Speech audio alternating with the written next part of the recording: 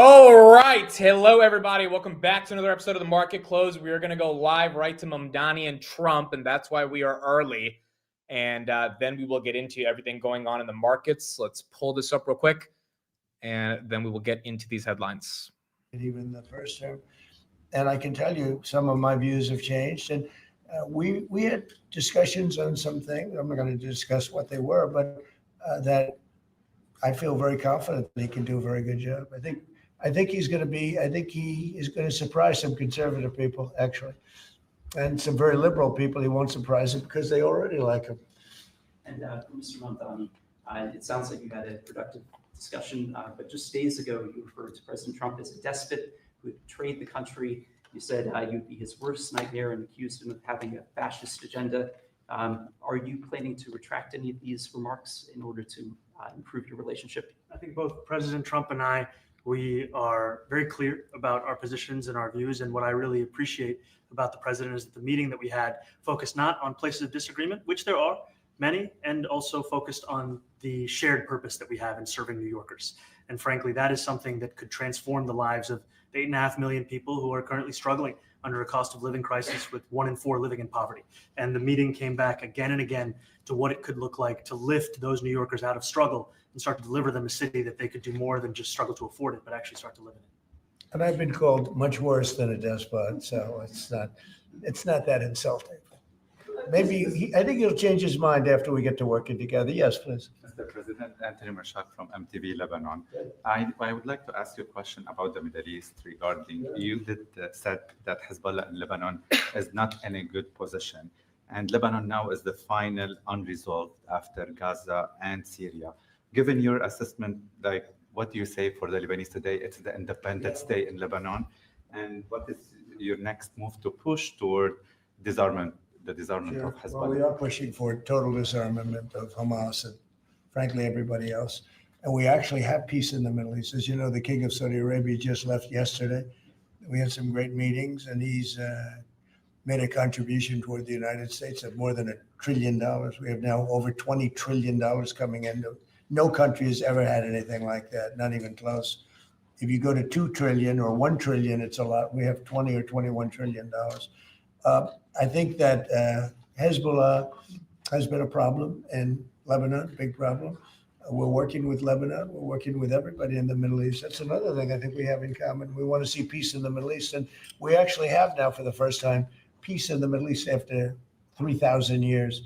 And now we're going to refine it. And I think you're going to see some very positive things happen. There is a potential to invite the Lebanese president to meet you to the White House.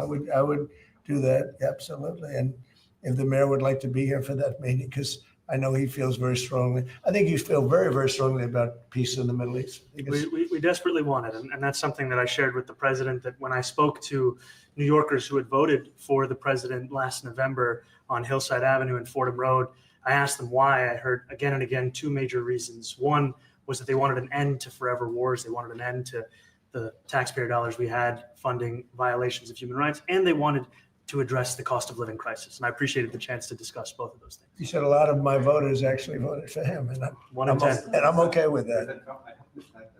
I'll do that. I'll sign it. Give it to me. I'll sign it in a minute. That's pretty good. Mr. President,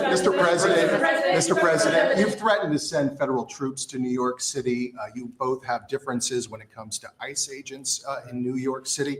Mr. Mamdani, you've called ICE a rogue government entity. I wonder how you reconcile your differences on both of those issues. Well, I think we're going to work them out. And I think that if we have known murderers and known drug dealers and some very bad people, we want to get them out. And the mayor wants to have peace. We discussed this at great length, actually, maybe more than anything else.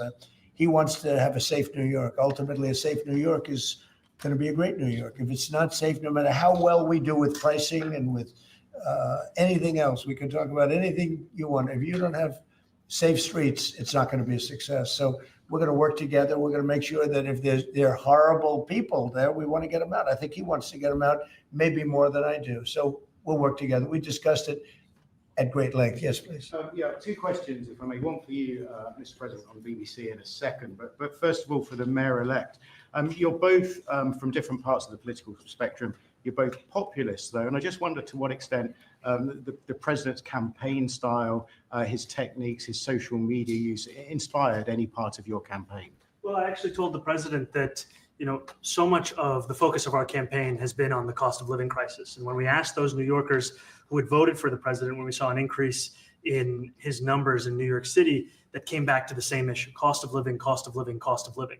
And they spoke about the cost of groceries, the cost of rent, the cost of Con Ed, the cost of childcare. And too often politicians are looking to lecture to New Yorkers what they should care about as opposed to listen.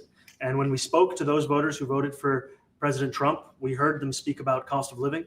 We focus on that same cost of living. And that's where I am really looking forward to delivering for New Yorkers in partnership with the president on the affordability agenda.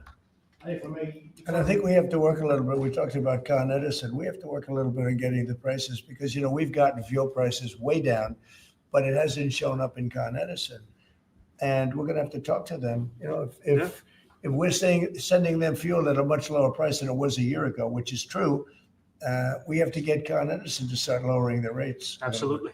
And if I may, last week you told me you were pushing ahead with your plans to sue the BBC for up to $5 billion. You're going to speak to Prime Minister Starmer as well. Is there any progress or any updates on those issues? Well, we get along very well with the Prime Minister. We made a deal with UK. I like him. He's a fine person. And, I think they have some big energy problems. They've got windmills all over the place. They're going to have to start using other methods because their energy is out of control. Talking about in the UK, it's out of control. And he's got that problem. All right, so that is Trump and Mamdani. Thank you, everybody, for being here. We did start early to see kind of what this meeting looked like.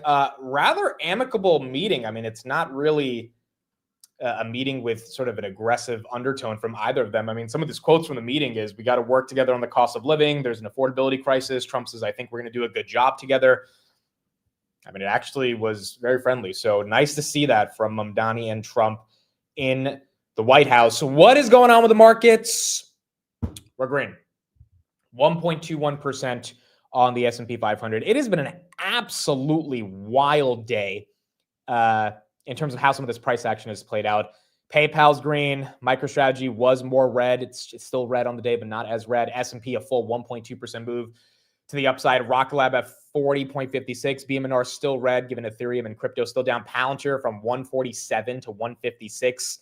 NBIS was almost below 80 at one point, now back above 84. SOFI was at 23.80, now 25.31. So what happened? What caused that reversal? Well, we had a headline, and quite frankly, I didn't expect this headline. I don't even know if this headline even matters, to be honest, but it is a headline that got the markets excited. The Trump team is internally floating the idea of selling the H200 Nvidia chips to China. That at 1:52 p.m. Eastern, when it came out, kind of flipped a lot of the market. I mean, I ended up going green for the day as soon as that happened. You had a lot of different names pumped. Not everything pumped. Obviously, crypto still taking a hit, but that definitely was the pivot. Nvidia got all the way down to 176 on the day. 176, 172. Sorry, yeah, 172. That was at around 11 a.m. Then it kind of started moving back up. Then it fell back down to 179. And now you still are red on the day on NVIDIA, 179.96. But we did get up to 184 as soon as the headline came out. S&P 500 right there at 660, up 1.2. Now, how do we analyze the headline? Number one, I think the headline is irrelevant for NVIDIA. You can't tell me the market is more happy about NVIDIA being able to sell to China after the guidance and the earnings that they gave. I mean, the market should be happy with the earnings and the guidance without China. If you add another $20 billion a year from China, like that's good, but that shouldn't be enough to reverse all the pain that we've seen over the past couple days. That should definitely be enough for an intraday reversal, obviously, because you have a lot of traders that are going to be bullish on that headline. But it's just very weird how the market reacted to it. And it's almost like we were getting so oversold to the point that the market needed some type of headline. And that headline ended up being on the most important company on the planet. Now, why would this get leaked from Bloomberg, potentially from a White House official to Bloomberg in order for the news to come out? Well, I've been wondering, I think all of you guys have been wondering what headline Trump might come out with to stabilize the markets. In April, it was as simple as reversing the tariffs. This time we've got a more complicated situation given rate cuts and inflation. So what better headline than to pump the world's most important company? And so it seems like the White House kind of selectively said, hey, we're going to get some really good news on NVIDIA, see if that can stabilize things. And the S&P is up 1%, so it definitely did stabilize to an extent. But it is a very weird move because it's like, this is not a reason that the market should be excited about Nvidia. The earnings that we got from Nvidia should be a reason the market's excited, which is why you're seeing the move kind of fade off a little bit. And it's just very confusing to imagine that going into next week, this is the pivot that we need and we have officially bottomed. And I really hope we have. It feels like we definitely got technically sold off on a lot of key levels. But next week, we're going to have a lot more data in regards to jobs, inflation, how the Fed is thinking of this. We did have a lot of Fed speak this morning. Some of the Fed presidents were bearish. Some of the Fed presidents were bullish, or I should say hawkish versus dovish. One of the most important Fed presidents, the New York Fed President Williams, who is one of the biggest proxies in the context of JPOW, was pretty damn dovish and said we probably need a cut. That in the morning got the market moving green, but then we faded. And then this Nvidia headline came out and then we pumped and now it's kind of fading. So again, I still think there's just fear around the idea of what's going on, but it goes to show you as well why panic selling is just likely not the answer here. One headline, one simple tweet by Trump, one simple idea about Nvidia can turn the market up. I mean, the S&P was down about 1.2%. Now it's up 1.2%, complete reversal off that Nvidia headline. And if the market is that fragile, obviously the downside volatility can be tough, but that also means it can reverse very quickly, which is why running for the hills might not be the best idea. 69.5% chance on the rate cut probability. That was 75% today morning. It was, down at 30% yesterday. So the fact that we at least got the move back up into the 70s is not the worst thing.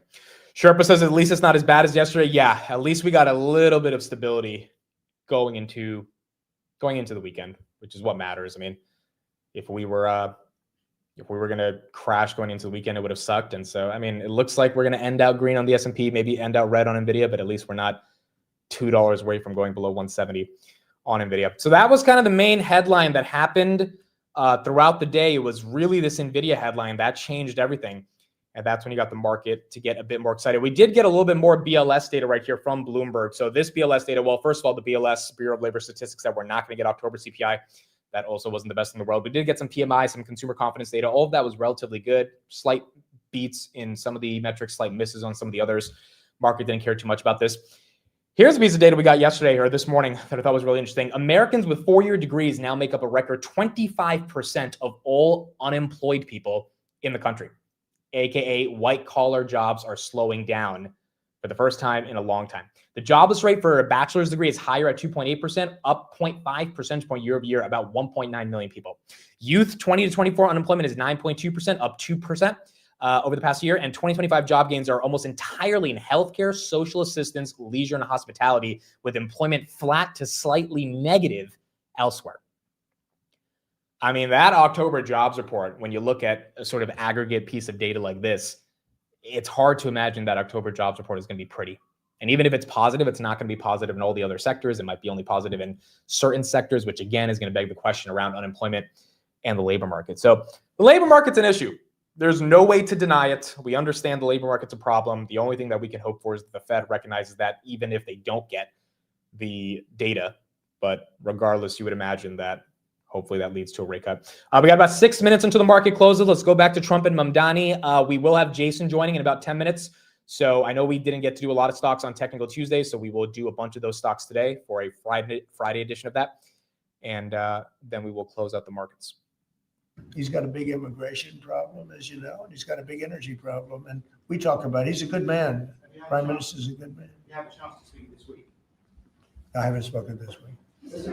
President, have you spoken to President Zelensky, or do you intend to? We're not going to get along on that issue. He wants to, and he said some things that were very interesting as to housing construction. And he wants to see houses go up. He wants to see a lot of houses created, a lot of apartments built, et cetera. And, you know, we actually, people would be shocked, but I want to see the same thing. Mr. Mamdani, the anti-Israel protesters. Yeah. Mr. President, I wanted to know one of the policies as well that Mayor-elect Mamdani talked a number of times about on the campaign was shifting the tax burden for property taxes from what he called minority communities to white-based communities and putting more taxes on white people. I also noticed that in your acceptance speech, you didn't mention anything about America or Christians or white people in general. And so I didn't know if that was one of the policies that you guys had spoken about.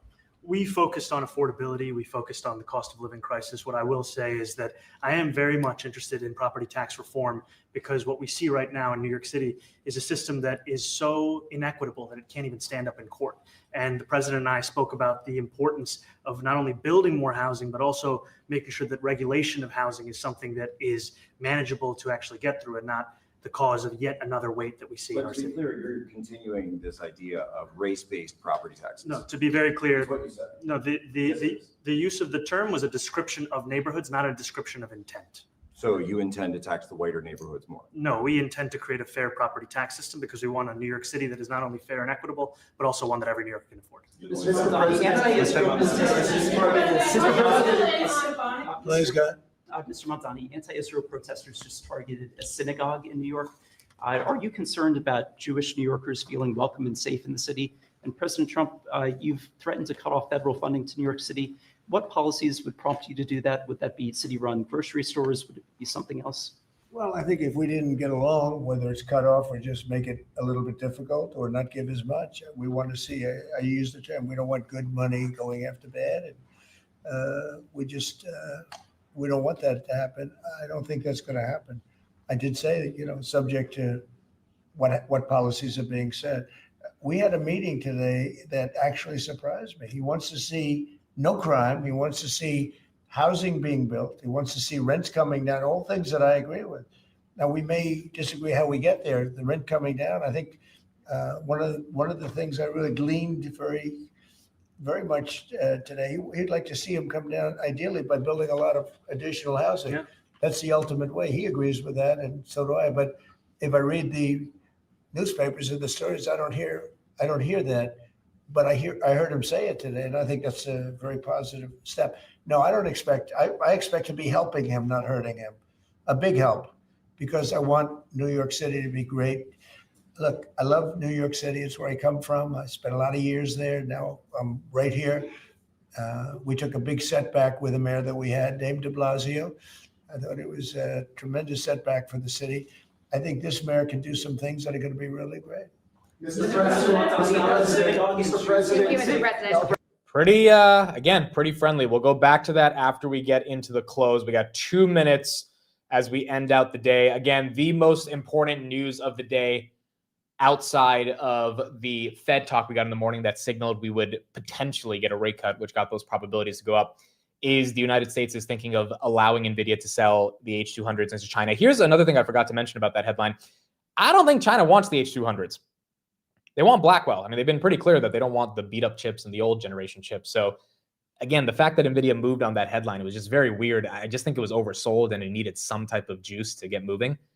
But Blackwell is really what China wants. And, if they don't even want the H200s, that might not be the most exciting thing for Nvidia's earnings growth into China. Rocket Lab right there up 2%. S&P getting a little bit of a dump into the close, 658. It does look like it's going to go green. We got about 30 seconds into the close. Nvidia going red, Bitmine going red. You got PayPal up 4%. PayPal with some safety today. Palantir back to going red, 154.83. Tesla going red, Grab going red, Nebius, AppLovin. All these names, they're up from their lows of the day, but they are a bit more green from those lows. Nonetheless, they're still down heavily for the week, and obviously still heavier for the month, as we've seen a bit of a market re-rating over the past month. S&P 500 right there at 658. All right, Friday, November 21st, 4 p.m. Thank you, everybody, for being here. It has been a wild, wild week, and the week is now complete. The stock market is now closed.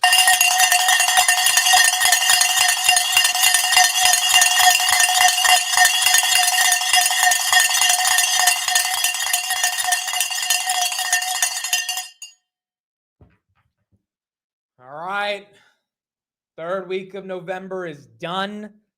The thing about next week is that we are quite literally entering into one of the lightest volume weeks of the market. Friday, I will not be live. I'll be with family on Friday, but the market's going to close by about 1 p.m. Not going to have a ton of volume. Thanksgiving, obviously in the States, we're not going to have the markets open. And then Monday, Tuesday, Wednesday, people are going to be traveling. So it'll be very interesting to see if the market's going to get any level of momentum up or down. I think most likely they'll probably be sideways.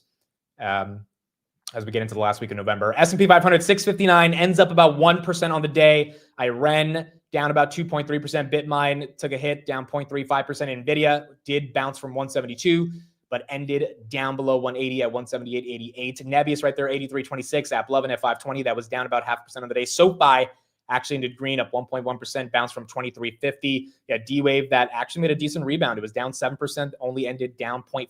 Rigetti ended up going green, up 3.46%. IONQ also ended up going green. Amazon ended up going green, up 1.6%. Visa was up about 1.3%. Oracle below 200, down about 5%, closed below 200. Webull had a great earnings. That was up about 0.48%. On the day, you had Figma right there. That was up 2%. RKLB again, 40.30. Palantir bounced from 147 to 154. Still ended red on the day. Lilly ended up passing $1 trillion, which is incredible. First pharmaceutical company to get to $1 trillion. Absolutely incredible. We did see a little bit of a rotation this week, or a little bit more than a little bit of a rotation, but you had a lot of money leave tech. Not all that money came into healthcare, but a decent chunk of it came into things like Lilly and J&J. And those ended up outperforming. Adobe right there was up 3.7% on the day. Amcor was up about 6%. And then you had Intel that was up about 2.6% as well for the day. All right, we will have Jason on in about 10 minutes. We are going to try to take as many requests as possible for technicals.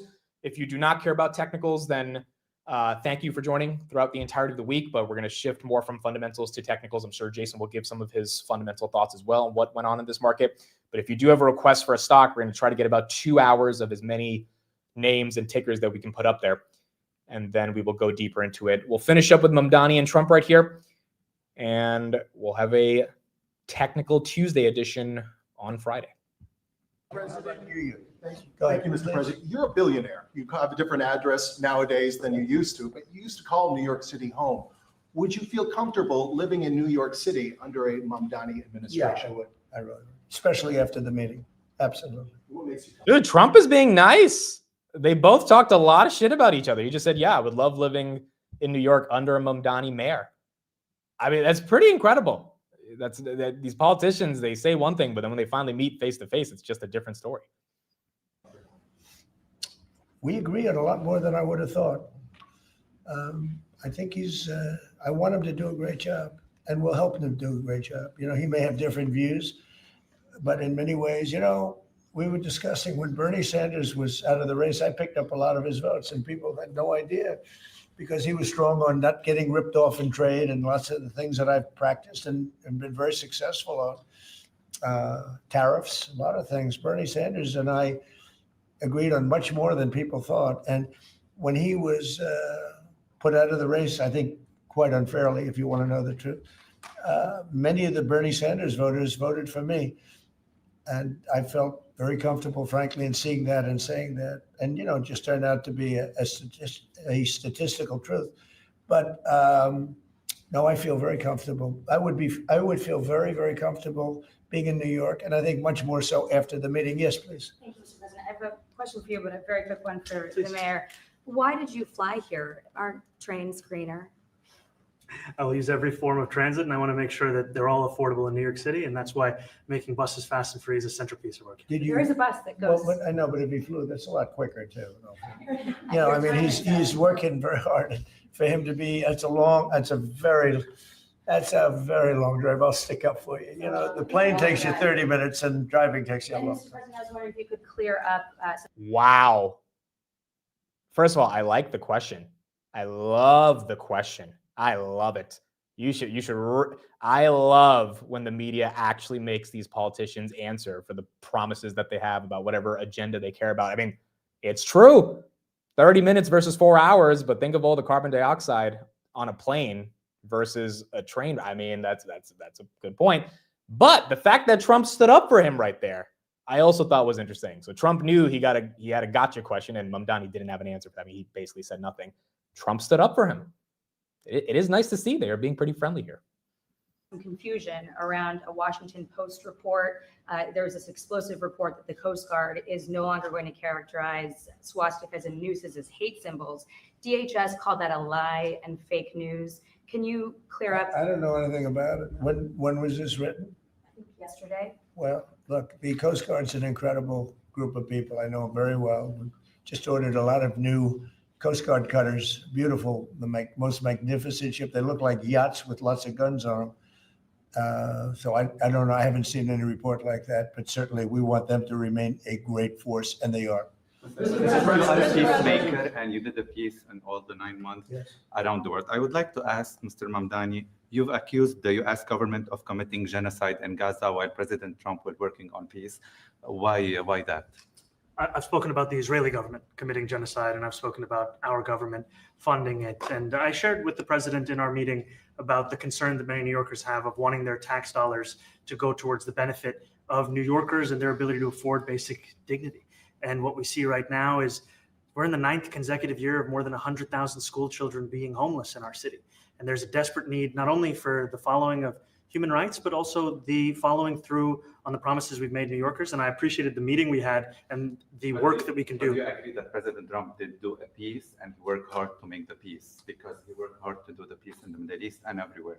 What do you agree with that? I appreciate all efforts towards peace, and I shared with President Trump that when I spoke to Trump voters on Hillside Avenue, including one of whom was a pharmacist that spoke about how President Trump's father actually went to that pharmacy not too far from Jamaica Estates, that people were tired of seeing our tax dollars fund endless wars. And I also believe that we have to follow through on the international human rights. And I know that still today, those are being violated, and that continues to be work that has to be done no matter where we're speaking of. Mr. President, question for Mr. Thank you, Mr. President. Do you view the mayor-elect as the true leader of the Democrat Party? And do you think Leader Schumer's and Leader Jeffries, have to follow his lead?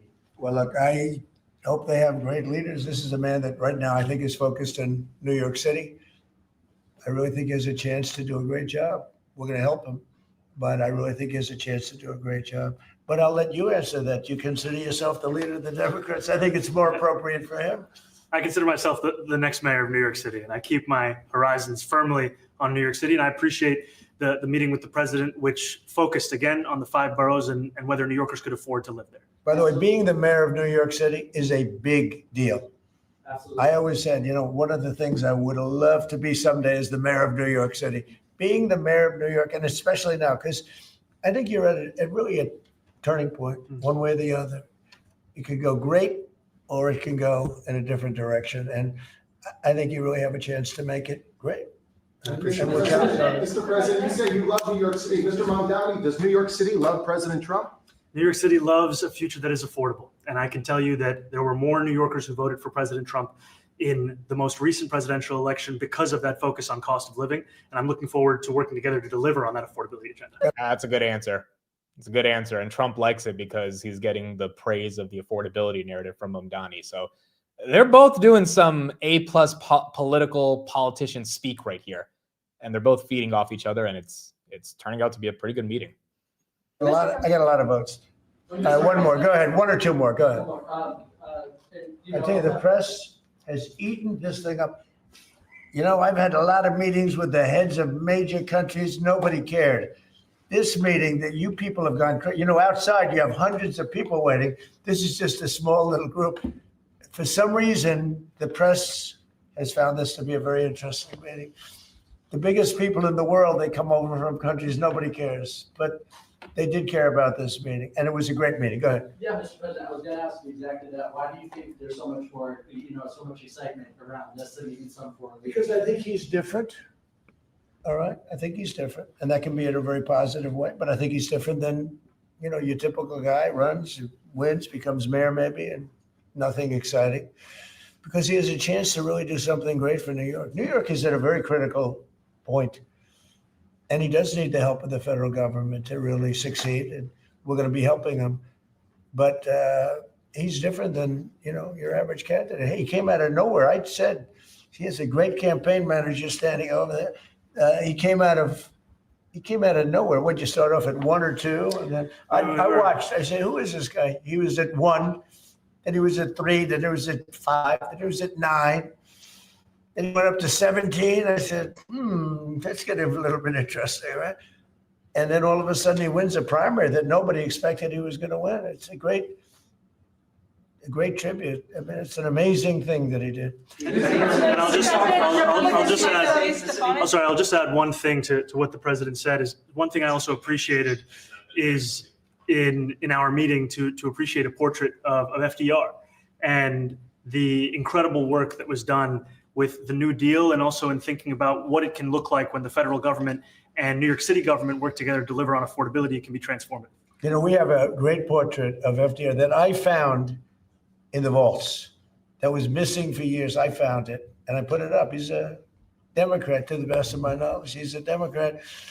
And when the mayor saw that portrait, he said, "Sir, do you mind if I have a picture taken by that portrait?" It's an amazing portrait. I hope the picture comes out good. But it's an amazing portrait in the cabinet room. So he's a big fan of the New Deal, I guess, and of FDR. Yes, ma'am. Thank you, Mr. President. You said that you both spoke about crime. There are many police officers set to come off the rolls at the end of this year in New York City. Are you going to allow those police to be replaced with police officers, actual cops? And are you going to require that that happens? Would there be some consequence if the Well, I hope staff? it happens, but again, that's going to be ultimately the mayor's decision. What's your answer?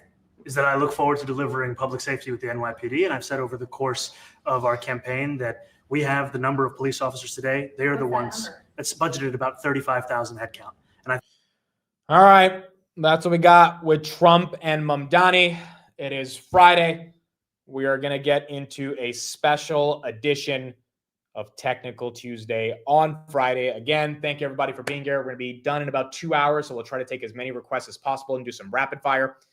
It's been a absolutely wild week, but we're going to get through it, and we will keep going from there. All right, on a Friday, it is time to roll the intro.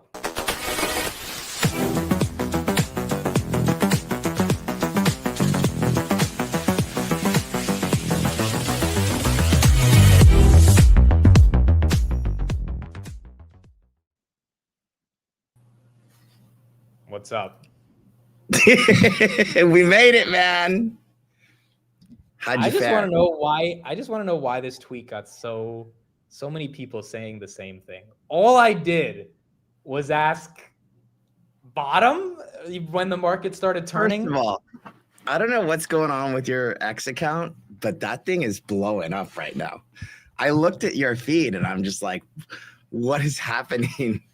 But people, I just asked a simple question, and you and Farzad and Austin, and I'm like, what is going on here? Like, what is happening?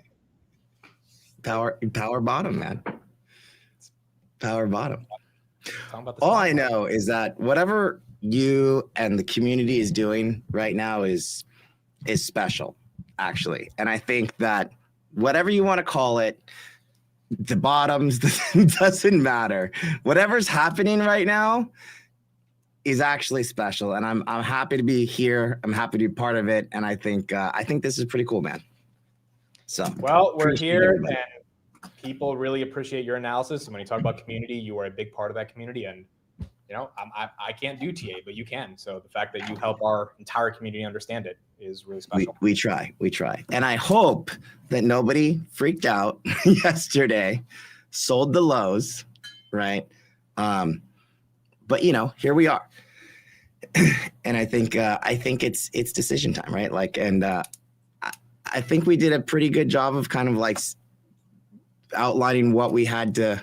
My post that you made fun of the other day was like, hey, look, it's going to be the fever dream, manic whipsaws of like, you know, we're ripping, we're dumping, was pretty accurate, like one after the other. But that's what happens. And I think that's exactly like that's exactly what happened. And at the end of the day, if you go back to last Tuesday, what we said was there's going to be time to make a decision and not to get caught up in the day-to-day noise. And by the end of it, we're probably not going to go anywhere. Yeah. And when you look at the charts, what actually happened is that, well, really, we didn't actually go anywhere. And that's what happened. So, well, let's pull up the S&P. We're gonna do S&P, and then we're gonna get into rapid fire. We'll do 2 minutes 30 per ticker. So we'll try to do as many tickers as possible. But I mean, in general, I do think the analysis on what you think is happening with the index would be valuable here. There are a lot of things going on under the covers right now, and so I was listening to a technician on like CNBC earlier today, and I was like, wow, okay, hopefully I don't overly complicate things. So since it's Friday, and by the way, next week is like Thanksgiving. Reality check for me, I'm like, holy crap, next week is Thanksgiving, guys and girls. Like, this is creeping up really fast. Here we go with the comments. Under the covers, wink, wink. Come back. Come on. A lot of hate.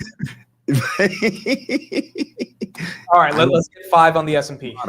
But so what's true is that the setup is for a violent move right now, one way or the other. And technically speaking, we got to start the timer. Oh, do you want to do this timer on this one? Yeah, just 5 minutes on this one, then we'll 5 minutes on this one. Yep. All right, fair enough. So technically speaking, there are signs of us fading here, and there are. Have you talked about the yen stuff, Japan? A bit, and so yeah.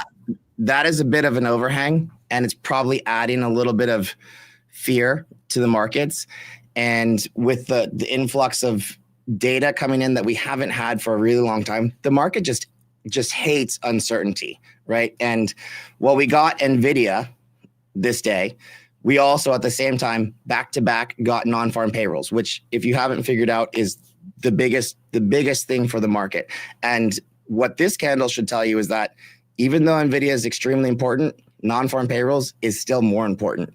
And so while Nvidia took us to the upside, non-farm payrolls pretty much took us to the downside. and all that said, at the end of the day, it kind of washed out basically even, closing right about here, but this is where we are. Now we're going to actually get a slew of non-farm payrolls moving forward faster than normal. And so it's all currently in flux. We are trending slightly down. We do have a bit of a slope here. So unless we can get over basically today's high now, and if we do get over today's high, where I'll tell you that we will go is to this level right here. And just like we talked about that NBIS chart, it's going to be as simple as 2 lines in the sand. And it's yesterday's high and low, 675 and 651. And the center line is today's high, right? And so today's high happens to actually be 50% of yesterday's range, which when you look at this is pretty simple. So today's high was like right in the middle, smack dab of the middle of yesterday's range, which is very much to be expected for a basic kind of pushback. And if you can get over 663.72, look, we're very likely going to get close to the highs. And this right here, this moment in time, this is going to be your point at which you decide, do I want to take measures here now, protect my portfolio? I don't mean sell anything. What I do mean is like callers, things like that, selling covered calls. That's your opportunity right here. And it's going to be very much sentiment driven. So does the market give you that opportunity? That's what it is. If we're trending lower though, below essentially today's low, then that violent move that I'm talking about, actually in both scenarios, and I'll show you, then this whole thing trending down is possible. And this is probably not going to be us related. This is probably what they're yapping about in terms of like the yen thing, right? The Japanese thing. It's not going to be all in once. This is like a multi-month thing. But right now, this right here, 650, that's the lows. And so when you're deep red like that, you don't want to sell that. Honestly, you'd probably buy that because we're going to bounce. And that's exactly what we did. And we're not going lower right now. So for now, the bottom is in. And I don't think that we're going lower right now. We're just not going lower. Today, all the internal gauges actually said that buyers started stepping in. And it actually looked pretty constructive overall. So I think that the local lows are in right now and that we're in for a pretty, what's going to feel like an aggressive bounce. And it's going to get it might get a bit euphoric, but I don't want to get over my skis because we're actually not out of the weeds yet. The only way that we get out of the weeds, like out of like that we're no longer in trouble, is if we do get over that 675 level. And if that happens, what we need to understand right now is that there are a lot of people that are currently hedged, and there are a lot of people that are currently short for like a big downside move, which I'm no doomsayer. But by the way, to your point, I just saw something from Goldman Sachs. The stat is short interest for the median S&P 500 stock remains closest to the highest level in recent years. Right. And so here's why I'm saying we're primed for a violent move. And I mean violent in a short order violent. So it's not going to be, I think it's going to be a quick move. And so if you're trying to sell and then rebuy, first of all, it's going to be really fast. And I don't know that, and everything is going to bottom all at once. And so like, you're not going to be able to pick and choose what you want to buy. It's all going to happen at once, all of it. And it's going to be really hard. So like I said, callers are your friend in this situation. Costless callers, ideally.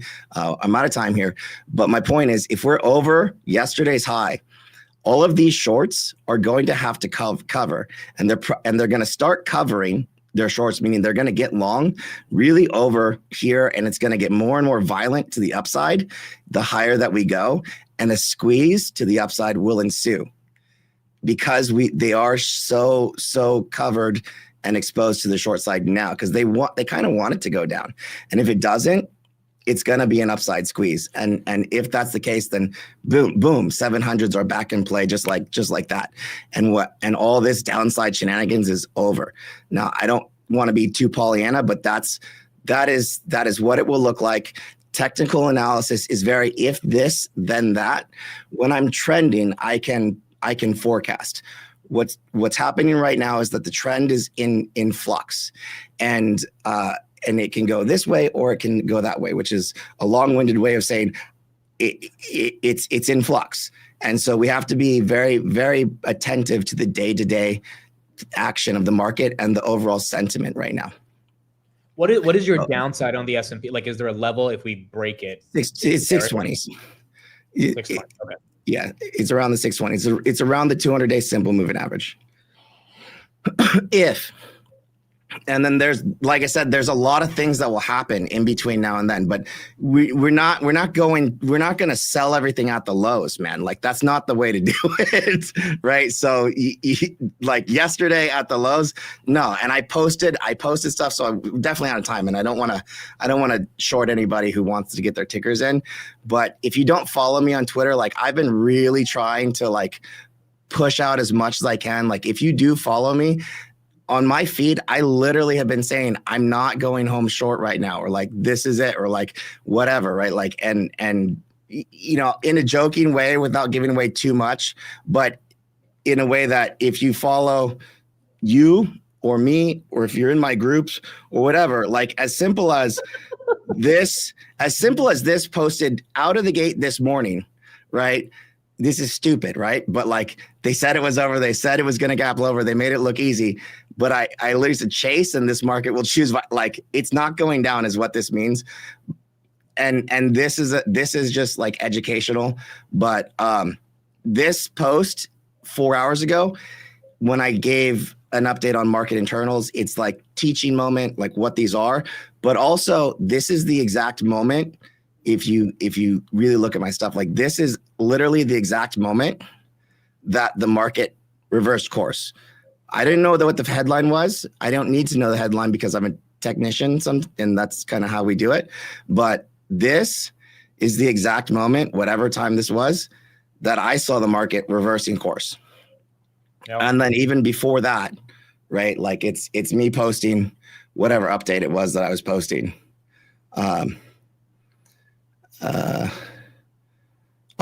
alerts to you, but not like literally verbatim. I'm not planning to swing short. Like, I'm not going home short. And this was before the close yesterday. But so I'm trying to give you guys as much updates as I can. All right. So we'll do 2:30 on the clock. We'll try to get through as many tickers as possible. Let's start with BMNR because they had earnings today, and just curious on kind of how you're thinking of the price hike. I know it's correlated to ETH, but in general, how are you thinking of it here? I might have bought the stock today. Wow. I mean, you got below 26? I might be early. No, I don't think I'm early. But okay. So So here was the last breakdown because so BMNR is the comments are earnings. Yeah, I know it's true. Hilarious. Is so you can't really look left because there's not. Did I not just play? Damn it. Sorry. Here's our timer. You can't really look left on this because there's not a lot. I mean, below this, you're just kind of in no man's land, which we are below this. Somehow this has a 200-week simple moving average now, but we're below the 200-day simple moving average. But just like when a stock is in all-time high territory, I can actually forecast when a stock is in all-time low territory with simple extensions, like fib extensions. And essentially what I was looking at, was it this one? It might not have been that one. Yeah, it was this. Was it this guy? I don't remember which one it was. Oh, I'm sorry. It was this breakdown here. So here to here, reversal.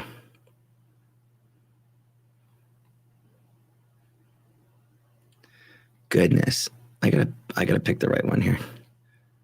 Okay, so here was the breakdown from the week, and here was the consolidation. This is the one I was looking at. All right, literally right here. So this is the post weekly breakdown. The last one, I got to pull up what I literally sent it in our group. So maybe I should pull it up over here. Not Palantir. Anyways, yeah, I think this is very close to it. Mine was, what did I do? I did it from this prior weekly range. I had it's possible that it continues down, but it had basically hit my downside target. And that's like 2650, basically, roundabout. For what? Is that your target? 2650 or below 26? Upside? No, your downside target. Like when did you buy? I guess is my question. Literally. So I'll get into it right now. So see this gap right here? This is a very small time frame. Oh shoot. I'm running out of time. So there's a session gap here. And so it's just a small kind of reversal day. If we're over 26 bucks Monday, then this gap down, for me, I have a rule set, like a trading rule set, where like if I have a gap to the downside, what normally happens is that the stock should continue to the downside if it's going to actually continue on in that direction. And if it doesn't, what that means is, okay, well, then I should actually expect that it's going to traverse up towards the gap. And so there's a level here that if this is trading over 25 and change, 25 and a half, well, then I know it's at least going to hug in towards the gap. And so for me right now, if it's going below 25 and a quarter, then I know, okay, it's going back down and it's probably going back down to 22. And then I might even see 20, but that's my kind of like relative stop loss right now on BMNR. So for this ad, if it's below 25 and a quarter, look, I'm very likely actually going to see 20. So I can have a pretty tight stop loss in this instance. But this line here, that was yesterday's low. And today, it was actually closing the gap, starting to reverse it, and it actually closed above yesterday's low. So today, I'm looking at BMNR. Look, it gapped down. They bought the gap, and it's actually closing above yesterday's low. This is what we call a failed continuation, meaning it was supposed to be going down, but people started stepping in and buying this dip. I'm looking at the market across the board. Okay, cool. The whole market is getting bought up on the lows. This is actually a relative low. It's worth a shot. That's all it is. It's a basic shot. And if it doesn't work out, it's going to be a quick and dirty. Okay, throw it in the trash. But this is trading. It's a very tight risk, but with a very high reward type entry on BMNR here. So that's for me. This is more of a trading entry. I think all downside targets, for sure. All downside targets here have been hit. Also, So it's the time for shorts to cover. So you bought it around 26, basically. That's what you're saying. I bought it. Yeah, literally 26 and change. I bought it higher. That's what I was thinking. I mean, that's where it was hovering for the majority of the day. It broke down a little bit under that, but it made sense that that's where you felt like picking up some more. Yeah. Okay, cool. Again, yeah, I posted it, but about 26, right when it was reclaiming yesterday's low. Okay, let's get into some others. Webull, thoughts on this one? Wow. Bull, B-U-L-L. I bought a handful of stocks today, actually. Bought more Amazon. Webull.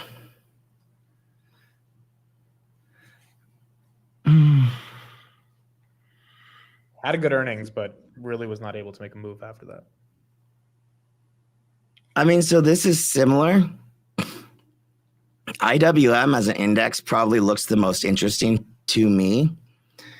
So again, this is super similar in terms of like, look, you actually got that press to the downside. And this is a bit of a tell, similar to like that NBIS setup, right? Where you get the press to the downside and then all of a sudden it gets bought up. This is a bit of a tell, but it didn't close. I mean, it closed over the lows. It's okay. Like it's going to be the same kind of thing. If you go long Webull here, that's a quick, it's a good trading entry. It's a decent trading entry. But you need to see continuation pretty much right away. And you don't want to see like a failure to go lower. But this here, as I see it, looks okay. You could probably put a stop right around 7.25. Is that 779? It looks okay. Okay. Can we do Mercado Libre? Melly. This one's been getting a lot of attention as well as it broke down. So yeah, this is the thing. Across the board, we see like buyers stepping in. I think we're just exhaustion, right? Exhaustion to the downside.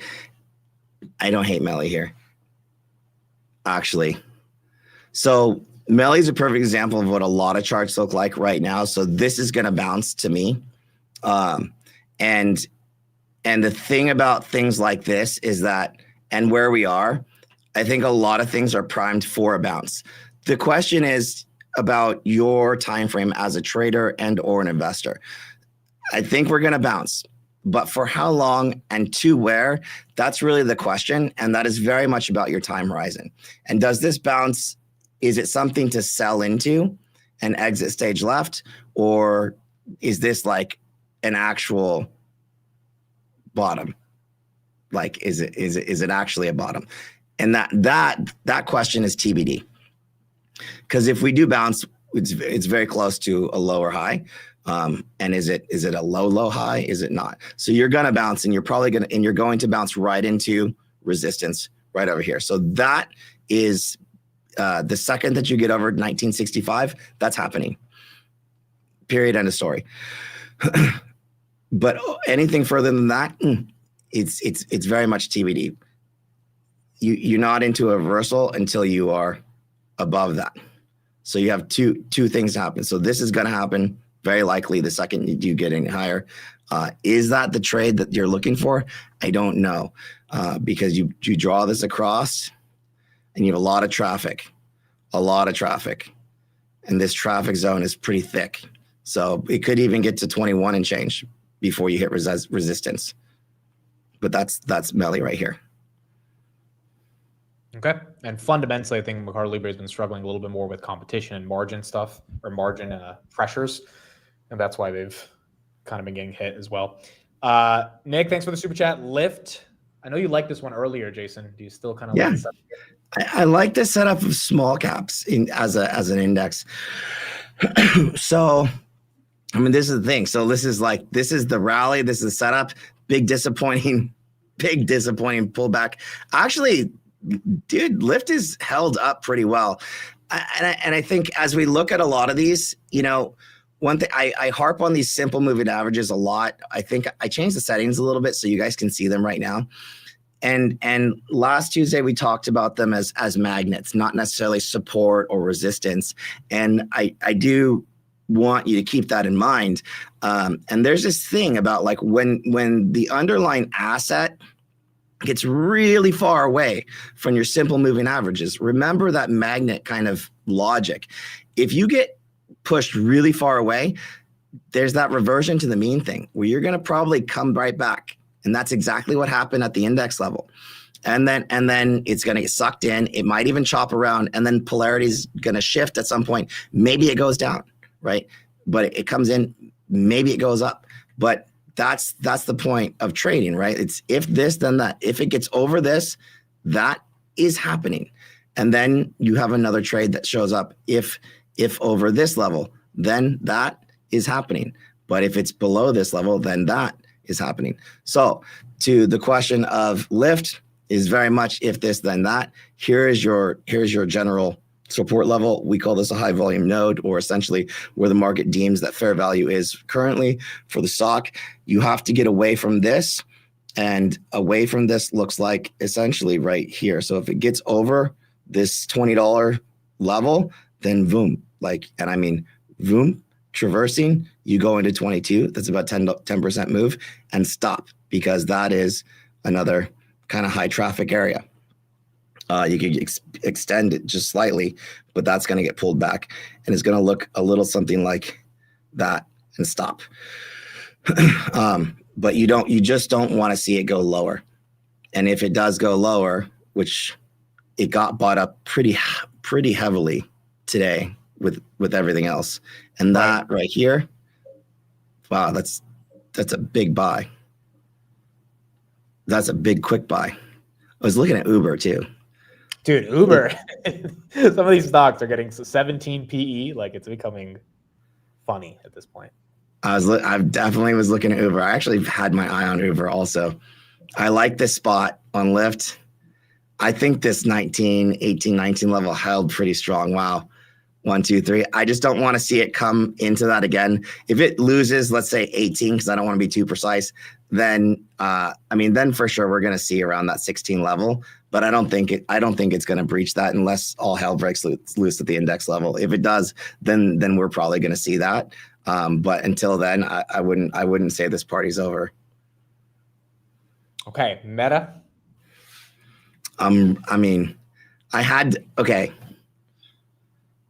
So I did buy a little Meta, truth be told. But I mean like a minuscule, just a sliver. And it was because it started to act right, man. It started to act right. Finally, it wasn't even a notable amount, but I haven't actually owned Meta for a bit since the bigger downfall here. I don't know if I'm going to get these deeper levels, this 550 and then some. I just don't know. But the biggest thing about Meta was that I'm looking for this kind of a snapshot, right? And if you look at this, I mean, when you really look into this, what this looks like is a lot of chop right here. And when you really refine it, it's very much defined by this right here. Very much defined by these kind of bottoms in the very middle.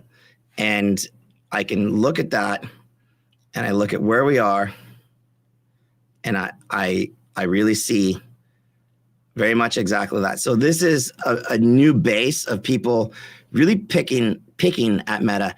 And throughout this whole shenanigans, I mean, dude, I have been absolutely shocked at the fact that Meta has held this entire time. Like, this thing should have been $500 by now, if not lower, if there were more sellers in the market. And just nearly just on that fact alone, I think they're done giving this a hard time.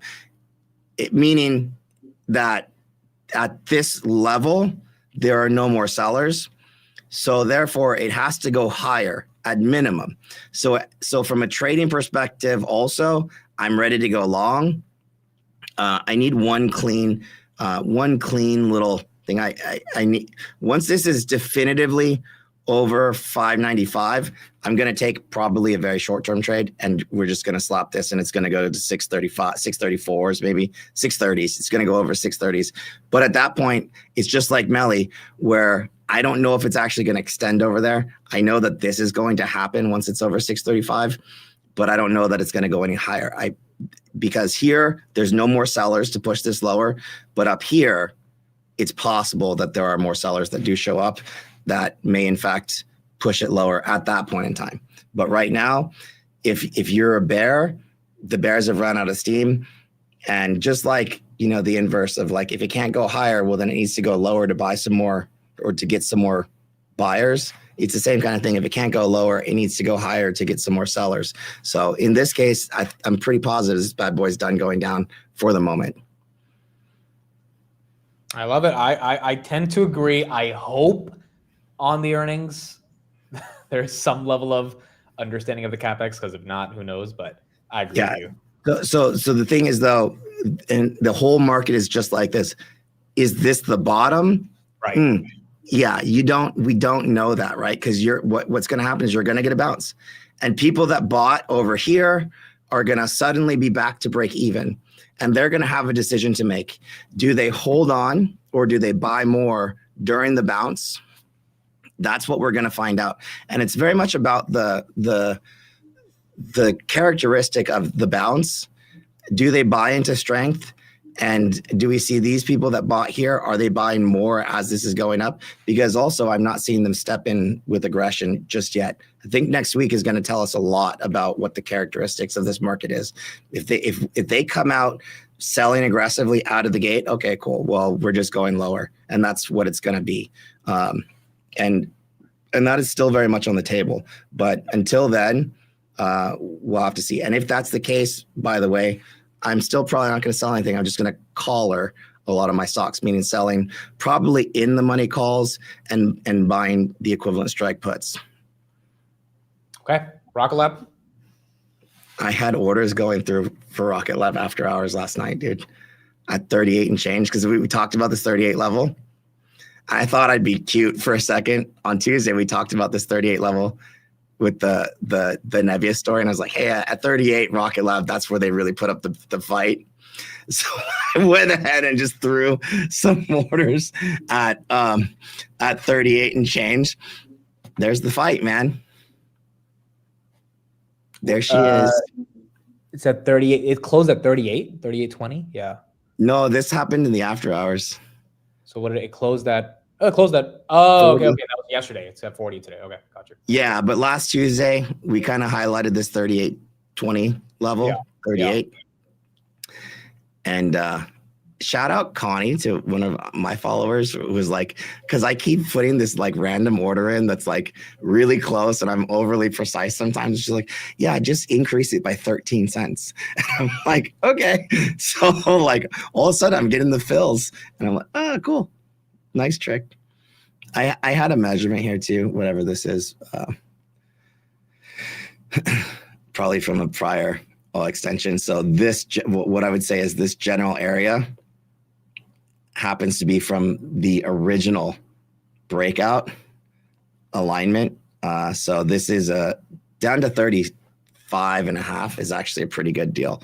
So this is my first niblet in a really long time. Can it go lower? Yeah, for sure. But again, this has made the whole trek from the 20-day all the way down to the 200-day. That's the typical trek when you lose the 20-day simple moving average. More or less journey completed. I would hope that maybe this goes a little bit sideways. Maybe you still get that 35, maybe even a little bit lower for a liquidity grab. Who knows? But if you like to stop, it's a nibble spot.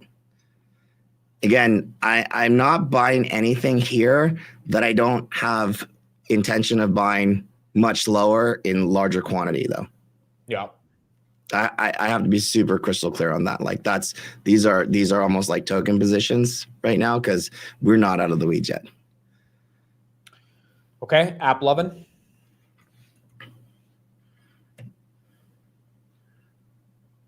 This one. Okay, so this one looks like it could bounce, but You got it at the timer. this one looks like it could bounce, but I don't like this setup because this looks like a bounce that would end up being a short, a bounce to collar if you get my drift. So again, the time to sell this is past, and I think it'll go up probably in this nearly 550, but you're gonna hit this point right here, and this has acted as resistance in the past. If you can get over that, that's going to be a little bit more constructive. And I think it's possible that it gets over that. The real level of resistance is actually just underneath 600. So it might get into here, but at that point, that's really when I'd be like, okay, I would probably look at the stock. If the fundamentals are good, cool. If they're not, even if they are, I would say your trek is going to come into some resistance, significant resistance, and at that point you're going to have some major technical downside, and this is the area actually where that should come down. Technically speaking, without knowing the broader story, but that's what that setup actually looks like. Okay. Nebius. Are you still buying Nebius? Nebius. Last buy was 92 for me. I haven't bought the 80s yet. Dude, see all these text messages and stuff are like for not. Well, you texted at 87, and then it went to 80. 4. You texted 84 or something. Okay. So 86 is interesting. 84 comes from over here. So watch this. So here's not the bottom, but it's a top. And then there's these little tops down here. And I'm going to snap that right there. And that's going to create this little box. And you'll be like, what is happening? And I'm not even looking at where the chart is right now. I'm going to drag this across. Let's go to a daily, just so I don't have so much room to traverse. It's kind of where we are. And then there's this little, it's basically this little top. Probably a completely different company that it was at the time. Why are my SMAs all wonky like that? And this is a session gap. And one more thing, one more measurement from the lows to the highs. Okay. Boom. So from the extreme lows, just throw this line on here. Extreme lows to extreme highs, that session gap and a 50% retrace is 79.54, like on the dot. I'll zoom this in. You didn't get a text message, but sorry. Dude, that was today. That was 79, you know? 79.54. So that's an exact 50% retracement from the lows to the highs. Yep. Extreme highs. So probabilities in trading say these things. One, if Nebius is trading trending below 79.5, then you are definitively going to see $61.08. That's a probability, like a statistical probability. That's a trading range. But if it holds 79.5, well, it's not happening, and you're probably going to continue back all the way up to the upside. And this orange box that you might have seen how I got to it is for the meantime going to actually act as your support. And that's exactly what you're seeing here on Nebius and where it was over here. So right now you're smack in the buy zone where all the battles have kind of ensued. So it's a very high traffic zone. And And that's why this is an interesting spot here and now. Can it lose this? Yes. Do you want to buy in this box here? No, because this is a very low traffic zone. And this move is going to be a very quick kind of whoosh, maybe like two trading sessions. It's going to whoosh $20. So let it whoosh and then grab it. Not even let it whoosh, maybe sell some $70 calls at that point. Covered calls up here, guys, that's not going to help you out, by the way.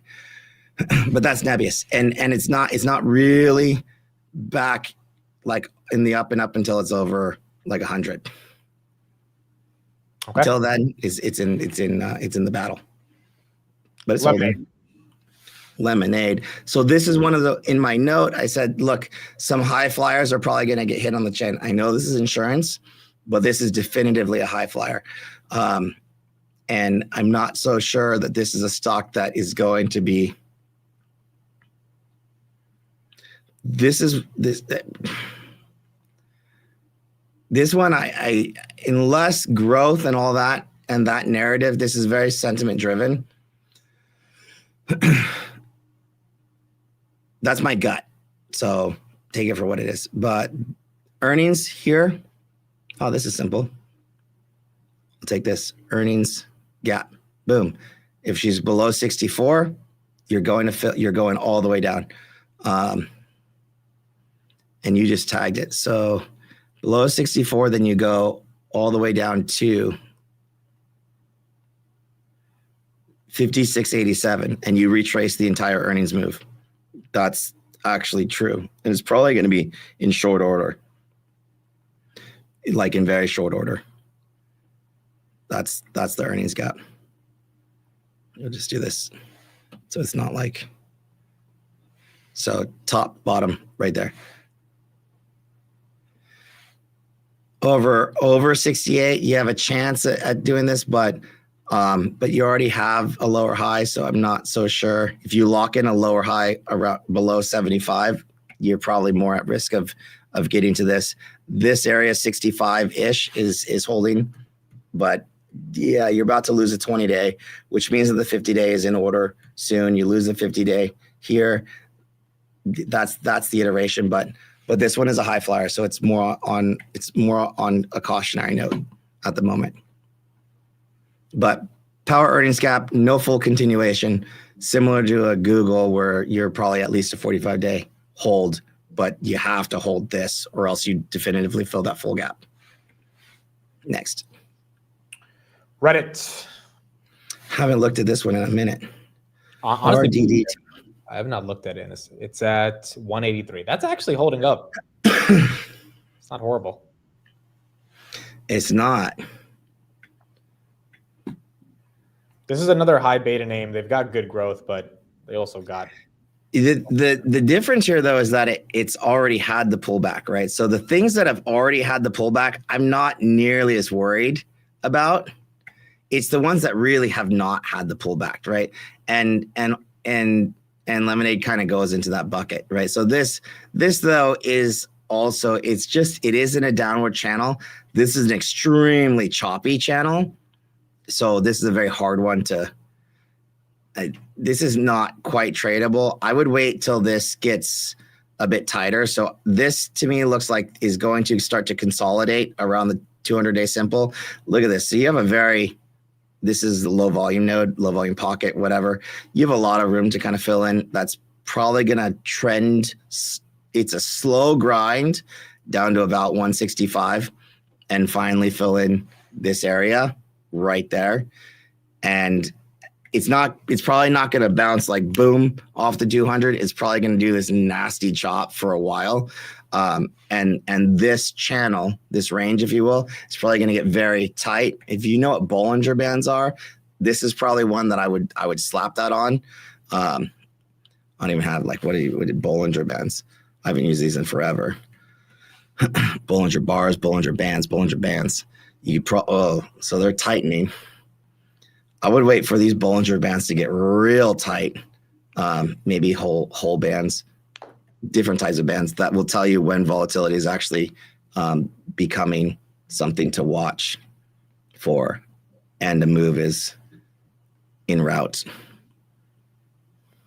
Okay. CoreWeave.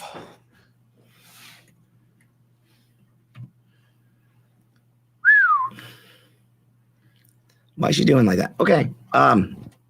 Did not continue below the lows. So this is a whole, so this is just like the index. Actually, it's a pretty clean read. 83.50 is of the highs. And you're going to have to take this as well as the rest of the market one day at a time from here. Is not going lower.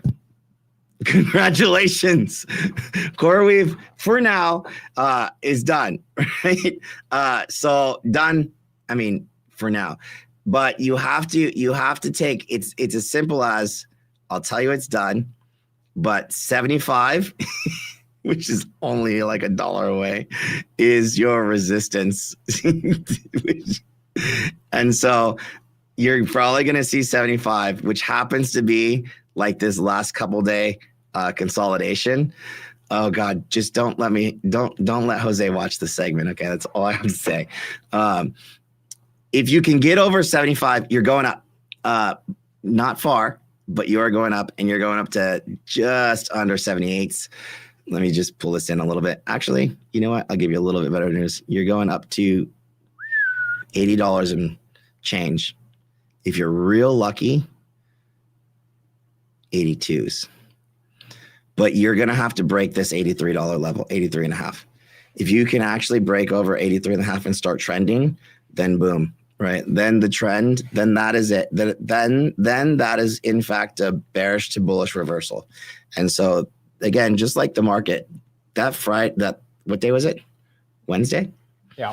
The Wednesday high is across the board going to become a pivotal high and low, pivotal spot until Wednesday's high and or low is broken across the board. Expect to violently for the next week traverse this entire range, because either the high for the month is in or the low for the month is in. And until we can get like clean closes above, then we're traversing to the upside. But if we get clean closes below multiple, then we're going, we got more red to go. But today, look, Tesla low. If all of a sudden we start testing the highs, even if we pull back and then we hold, this is actually a perfect example. If we go up here and then we hit the highs, get rejected, and then we do this, actually, and then this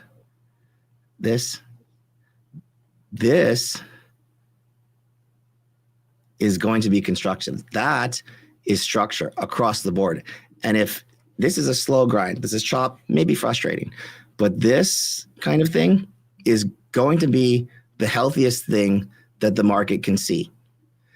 It's going to give everybody time. It's going to be beautiful for your straddles. You're going to be perfectly fine, whatever. This is actually going to pay you a lot, especially with VIX this high. And shorts will cover, and slowly the market will start to reverse, and this is going to be extremely healthy if we can get that. But if you inverse that and we get the opposite like that, not going to be good. But it's very much that scenario. Cool. Next. Netflix. I actually sold all my Netflix to buy the stuff that I bought. I like Netflix for Meta, I think is fair. I mean, which was, by the way, was not a large position, but this Netflix chart is this is actually one of the worst looking setups right now. I even added to a short on Netflix today. That's what this is on my screen. This is an ugly chart, dude. When we go back and we look at like that Tesla chart, and when we say, hey, look, what does a bearish to bullish reversal look like? I mean, this on my feed, you see my boy, by the way? Like how cool he's looking sharp. I know, but this is it, right? I actually sold Netflix equity. You could have collared. I didn't have to sell it, by the way. It's not a big deal. I just honestly, I didn't have a lot of Netflix. So it was a clean double for me, not a big deal. But the difference between this and the rest of the charts, price below all significant smoothing averages, bearish divergence on the oscillators. I'll show you that in a second. Broken support and trend lines, right? Multiple attempts to reclaim the trend had failed. I'll talk about this. Also, I still like the company, but I can come back later when the chart is better. It's not better. So I'll show you why all of this. What bearish divergence means. It's about oscillators. You can talk about this on an RSI. I don't use RSI, but if this was an RSI, this is a daily chart, it would show me the same exact thing. I might go a little bit over, but if that's okay, I don't know if that's okay or not. I'll try to be quick here. But this is a high, right, on the chart. So higher high on an oscillator, whether this is RSI, this is a MACD histogram, whatever. This high on my oscillator, which is all this is a lower high on the that's called bearish divergence. That's what that is. Even here, this is below the zero line. All of this is all bearish net. I'm looking at this. Okay, this one was like, all right, it has an opportunity. I actually tried to take this long in this moment, but the second it got down and it did this and these lower highs, this was the death. This was the death moment. And then I don't know if it was Elon or what, but multiple attempts to get back over. Let me get back into it. So that's what bearish divergence is. And it's about those oscillators and whatever it is that you use, RSI, doesn't matter. The trend support is here. Multiple attempts to hold. 1, 2 attempts to get back up here. Even below that, here. 1, 2 here. Lower support. Failure. I'm just not liking this. And so, again, attempt. It just like breakdown below all significant simple moving averages. The distance between my SMAs is widening. It's just now widening.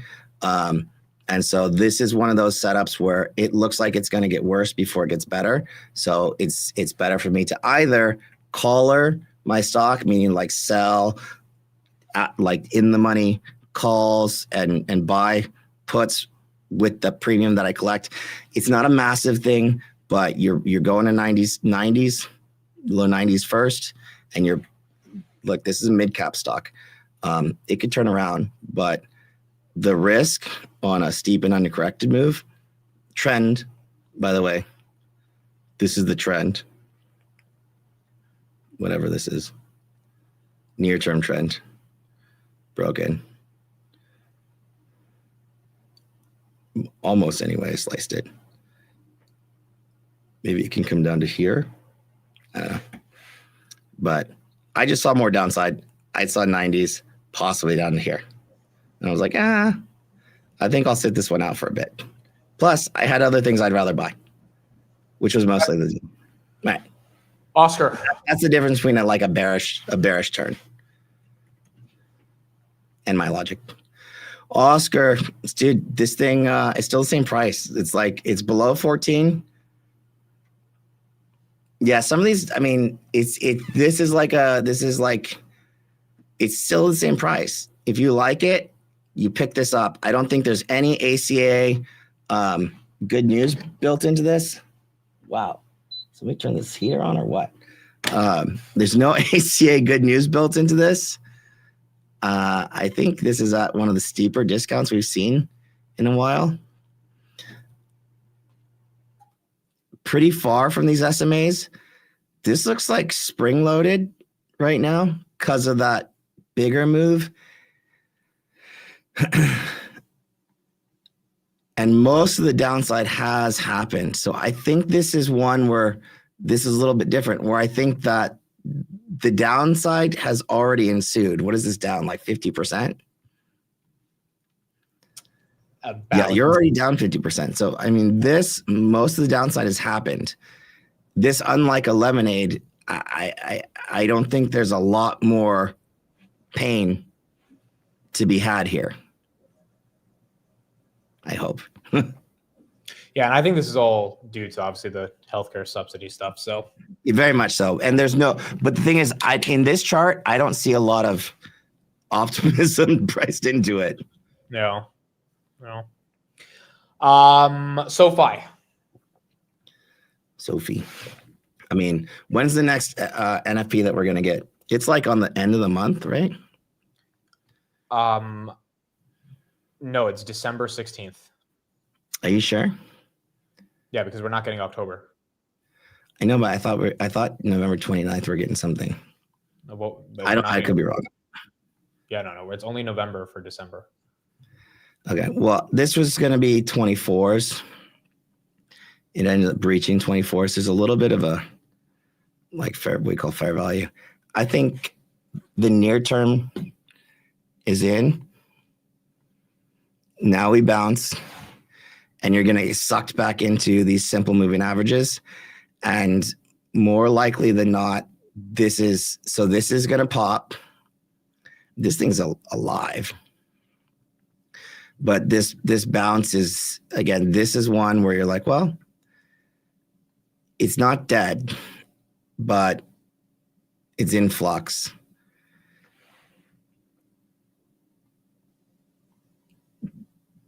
Are SOFI options, can you even get much premium on them? The premium's better than what it was a month ago. But yeah, it's not the most volatile, but I mean, it is picking up. It is starting to show up in the top 20. Yeah, even today, 700,000 contracts. It's showing up. No. I mean, as protection. What do you mean? I don't know. If it took a downturn, I'm just thinking protection wise. So this looks like you're going to start to have, so you have a lower low. So you're going to start to have another little broadening formation show up. A new one is what I'm looking at. So this is what I'm looking at. SOFI doing the SOFI thing again. So you could start to see this and new one show up, which shows me about $20 to the downside. Yeah. Do you think the breach below 24 today was I don't think it's a big deal. Yeah, I was going to say, do you think it's a big deal or it was just part of the whole sell-off? I think it's part of the whole sell-off. I don't think it's a big deal at all. I think, not a big deal. Okay. PayPal? It's how many people that hit the bottom? It's primed for a bounce. Again, how big of a bounce? You're very likely to go right into here. And this is, again, into market sentiment. Once we see, so we don't want to sell the lows. The bounces are very likely coming. But this is why IWM looks good, but it's it's a trade good. And if these things can actually get up and over, I mean, from a percentage perspective, these are the lows. What kind of bottom is this? I don't know. 1, 2, 3, 4, 5, 6, 7. Is it 7? Roundabout. I mean, it is funny that this was safety today against everything. Was it though? I don't know if it was. It was just wasn't PayPal?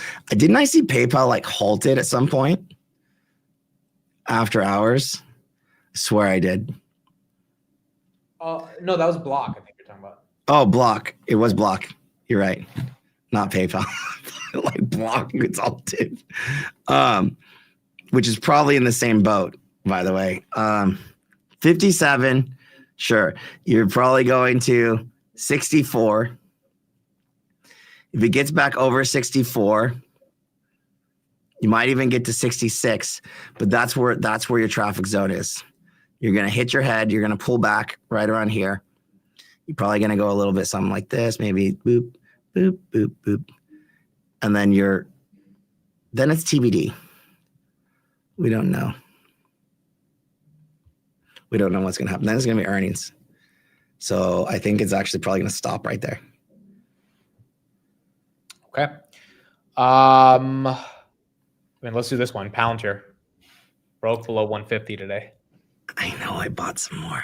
You bought some more? I did. I bought Palantir. I almost took an option. I almost took a short dated option upside on Palantir because I'm like, I really like this spot. Because I mean, it's basically made the trek. It's look how close it is, man. I agree. Like so close. So close. And okay, I really bought it. And I really like this close. I just wanted to see a slightly larger upside. I think this is prime for a pretty big bounce next week, dude. I mean, pretty big bounce next week because this one has taken such a heavy beating, but prefaced, by the way, with everything that I've been saying about everything else. A big bounce, is it a bottom? I don't know. We have to see what happens after that. And but yeah, you don't want to sell this. Like, just, I hope to God nobody's, I don't know, right? Maybe I eat my words later and it just dumps another $100. Who knows, right? But this is. I think for that to happen, I think Nvidia's got to get collapsed. Like, I think they're tied together. I don't think Palantir easily goes to 100 and Nvidia stays. Like, again, they are the AI trade together. That's why they're talked about together. So I think it's a good buy today if we think Nvidia stabilizes as well. Well, so the logic was pretty simple, right? Last Tuesday, we said, hey, look, there are two zones. Last Tuesday, we talked about this, or two or three Tuesdays ago, we talked about this 173 zone, right? Which I said, like, 180s is probably fine. I said, this is not a buy zone. You want to see this hold, but this is not a buy zone, right? And that the real support was in this 150 area. I actually nibbled at 160s. And I made a post and I was like, hey, my token contribution to the Palantir support club. Today was a bigger buy. But is it like the buy? Again, and if I'm buying anything right now, it's with more ammo later to come. But this general area, right here, we can see it pretty clearly on the charts. I like this area. Can it like go down? Look, Palantir is one of those, like, it gets wicked up so fast. So if I want to be, let's do this. Let's call out 142, and it's just this general node. So I can see 138s. I can see that on the charts. It's possible, right? But this, if it gets over, and really what I'm talking about is if it gets over 158 and maybe this little wick of 160 next week, we're going to revisit this 173 level that I talked about last Tuesday in an extreme short order. And so, and at that point, I know that there's going to be a very quick trend like next week. And that would be a pretty violent bounce. That's a near 10% bounce for next week.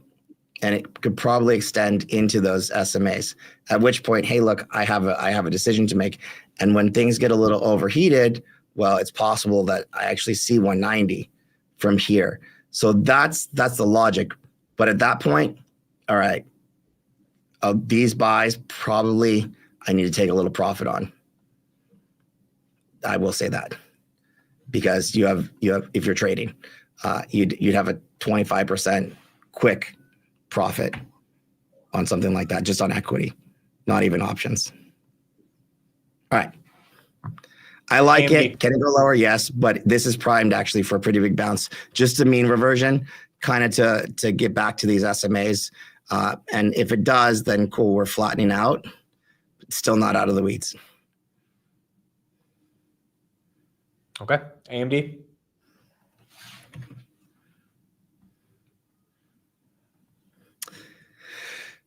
This one is tough. So we're exactly where we could have gone to had we lost this 227. It just, again, this stuff happened so fast.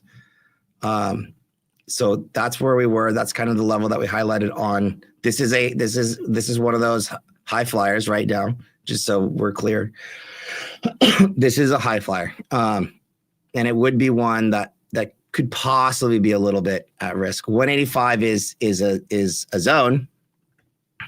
It's a technical pullback level. Does it hold is the question. And even if we get there, right now we hit 196, which is a halfway point from that earnings move. That's a good hold, right? It's a good hold. I think you can bounce. You're probably going to bounce right into this general. You're going to bounce into that 50-day and probably around 213s. If it can get over that, then you're into 227s. Again, we're very much into the if this then that, right? Then you're here. This is that 227 is resistance right now. That's definitive. And this was the question is, does 227 become resistance or is it support? And so structure, what we talked about, we said this could be a downside. This could be a liquidity grab in its entirety. Structure would have to look like that for an upside. This is choppy. This is going to be messy, but that's what it would have to look like. Otherwise, you still have to be prepared for this situation also. But all that said, any way you slice this, what this sets up for is some kind of double top like this at bare minimum as a potential. What you just don't want to see, so that's bounce, that's up. What you don't want to see is this. That's just no good. That's no good. So bare minimum, we're looking at this, then you make a decision. This is what we don't want to see. Okay, well, let's do NVIDIA right after that. Have you seen a 3.5% reversal like what we saw on Thursday? I mean, I think Goldman said the last time it happened was like 10 years ago at the magnitude that it happened. I mean, it was pretty incredible to see. On the NASDAQ? Well, yeah, on the entire market, but NVIDIA kind of led it, going up 500 billion, then down 500 billion in 2 hours. Was it 3.5? Honestly, I didn't even notice. Yeah, like I've seen reversals like this on a regular basis. It didn't feel like that crazy to me. I was literally expecting something like this. Like if you go back to last Tuesday, or no, I'm sorry, this Tuesday, and you click on the NVIDIA timestamp, can we do that? Is that possible? Not right now, because we got a lot of tickers, but okay, people can do that if they do that and go back, click on the NVIDIA timestamp, and I'm like 99% positive. I drew a line on NVIDIA and it looks like this when I drew that line. I'm 99% positive that was my line and it stopped exactly right here. I'm 100% positive because that is the zone. And when that happened in this moment, like I was live in my group and I was like, okay, celebrate. It's cool. But the thing is that we don't know because that's after hours, and after hours is TBD. It's all about pre-market and the following day.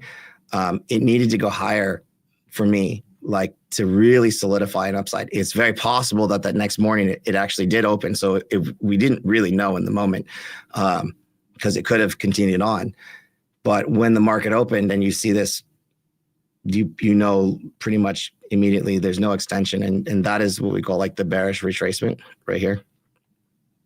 But yeah, go back to the timestamp, and so here we're actually, all that said, we haven't gone anywhere, and we're exactly where we are.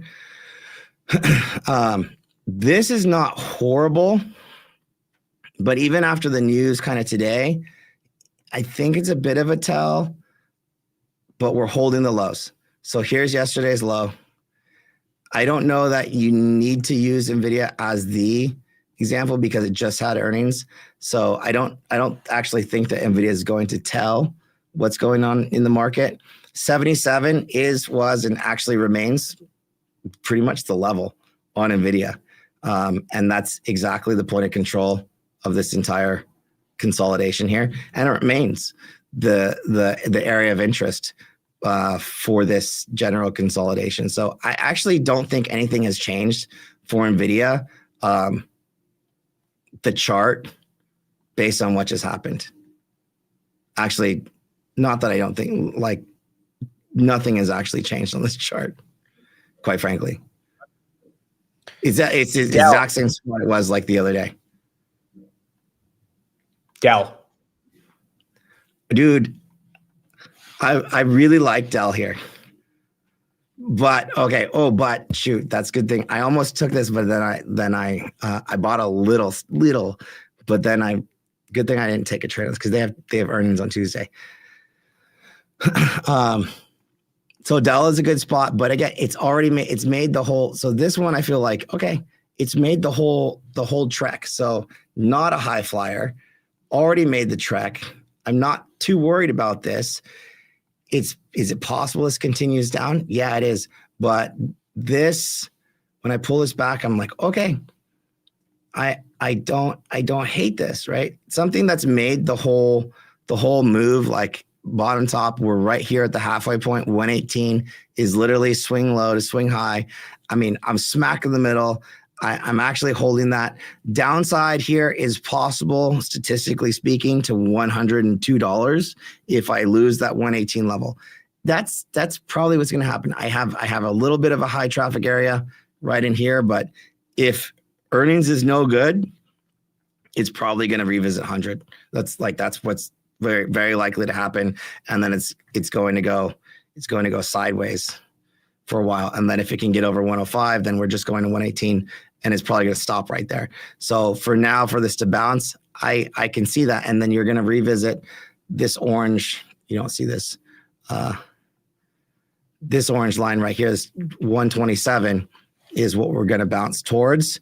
And if you can get to 127, these are old levels, but these all remain here. These are pathing levels that have been and remain actually the structure on DELL. It's a pretty clean chart, actually, when you digest it, but it gets a little choppy in here, and then they get like boom.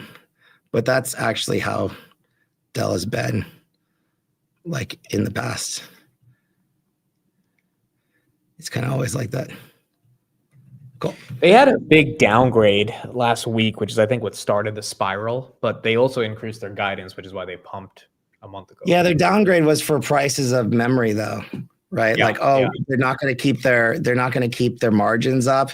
Dude, so first of all, the fracking market does not understand DELL. They never will understand DELL. DELL's margins are good because they sell engineering services, and they have a massive swath of products and services that they sell. Has nothing like their server margin might come down, but server margin as a whole has always been poo-poo. Like that server margin. Anyways. Grab. I texted you. Jason bought. I bought. He bought. I bought. My orders were filling. Well, actually, exactly where it is right now. So if you buy right here, literally, this is my cost.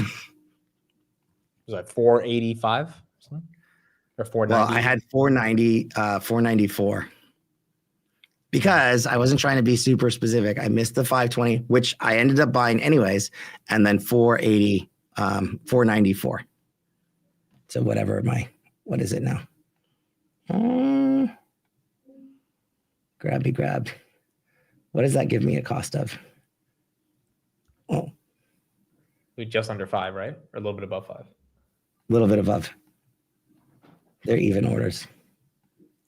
This one to me feels a little like SOFI, where it just gets it. Now, SOFI bounced back up above its key levels. Grab has not made it bounce back up above 5. Yeah, I don't know how much the dollar influences this. I actually don't. We'll see. It's not U.S. equity necessarily. So I don't, we're playing kind of in a different market. We're playing with something that's not fully influenced by U.S. By the U.S. So that's the only thing. But same thing here. Like, yes, if we go lower, it's going to get a little worse, and that is what it is. But downside could be wild, I suppose. But I think it's primed for a bit of a bounce. And this whole yen thing, like, I get that it could be bad, but then at the same time, it's going to be really hard to actually be short here if you don't know about it. Like, if the BOJ steps in and they start selling a bunch of dollars and buying a bunch of yen to offset a lot of stuff, that's a real thing, and that happens. And all of a sudden, in the blink of an eye, we're going to be up another 2-3% out of seemingly nowhere, and you're going to be like, "What just happened?" And that's actually a real thing. So figure that out. So it's going to be hard. It's going to be really hard to be short, especially if you're net short, or especially if you're putting a lot of money into shorts, which is what I don't want to do. So if I'm taking any short trades, they're very cheap, and they're very kind of like short dated, which is always the case, by the way. And if I'm hedging, I really don't want to pay for a lot of hedges. I'd rather either do it for free in a way, or on the cheap, and in a way that isn't really capping a lot of upside for me. All right, done with that rant. Sorry. Coinbase, dude. Actually, we should do Bitcoin first, right? Mm-hmm. That makes more sense. Yeah, I feel like let's do BTC. And what are you thinking about that? Dude, it almost was below 80 last night. Well, I mean, this is the level. This is the level. It's it. I mean, this is generally the level. The level is lower. So if you like it, you're in the area, right? So you've lost this general traffic zone, which is this general traffic zone. You got, right? So just like everything else, you basically just traverse to the next one, which is down here. You're probably going to wick into this. You could extend. The real one is actually in here, right? But let's say you bounce here. The thing with this, which is what's happening, is that you're going to get back up in here. What do you think is going to happen when you do get up here? That's really the tell. So again, we're going to have moments of that wild euphoria. Just does it hold? We don't know, right? So it's gonna happen at some point, right? The question is, are you gonna be caught up in the I'm super ecstatic, like we're going to the moon again, or what are we doing, right? And I think that's trading. Is it investing? It's not investing, it's trading. And even if we get higher, this is why trading is very much if this, then that, right? Or, it's one level to the next, because it's also possible you get back here. And even if you get all the way back here, then you have to deal with the same question yet again. What are those people going to do, right? And then your same question yet again. What are those people going to do? And that's how this works. But this right here, those are your levels.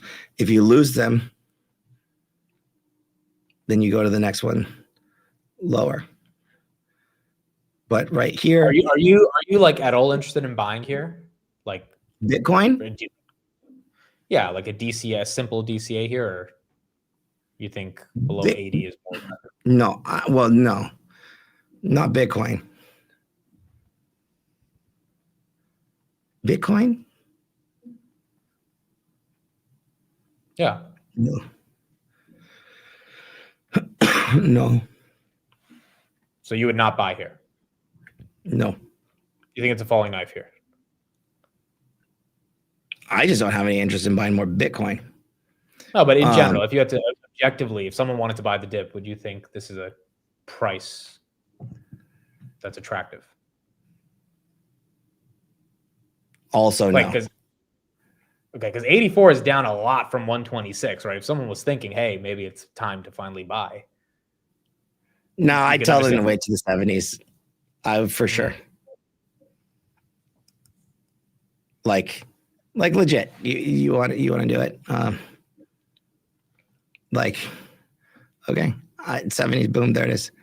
Schmeckaroo.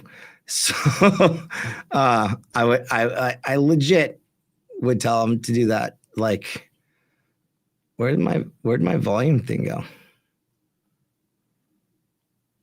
I think Tom Lee's at 77 is the bottom. Okay. Why does he always have to say this is the bottom?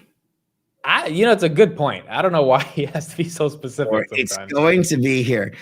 There's no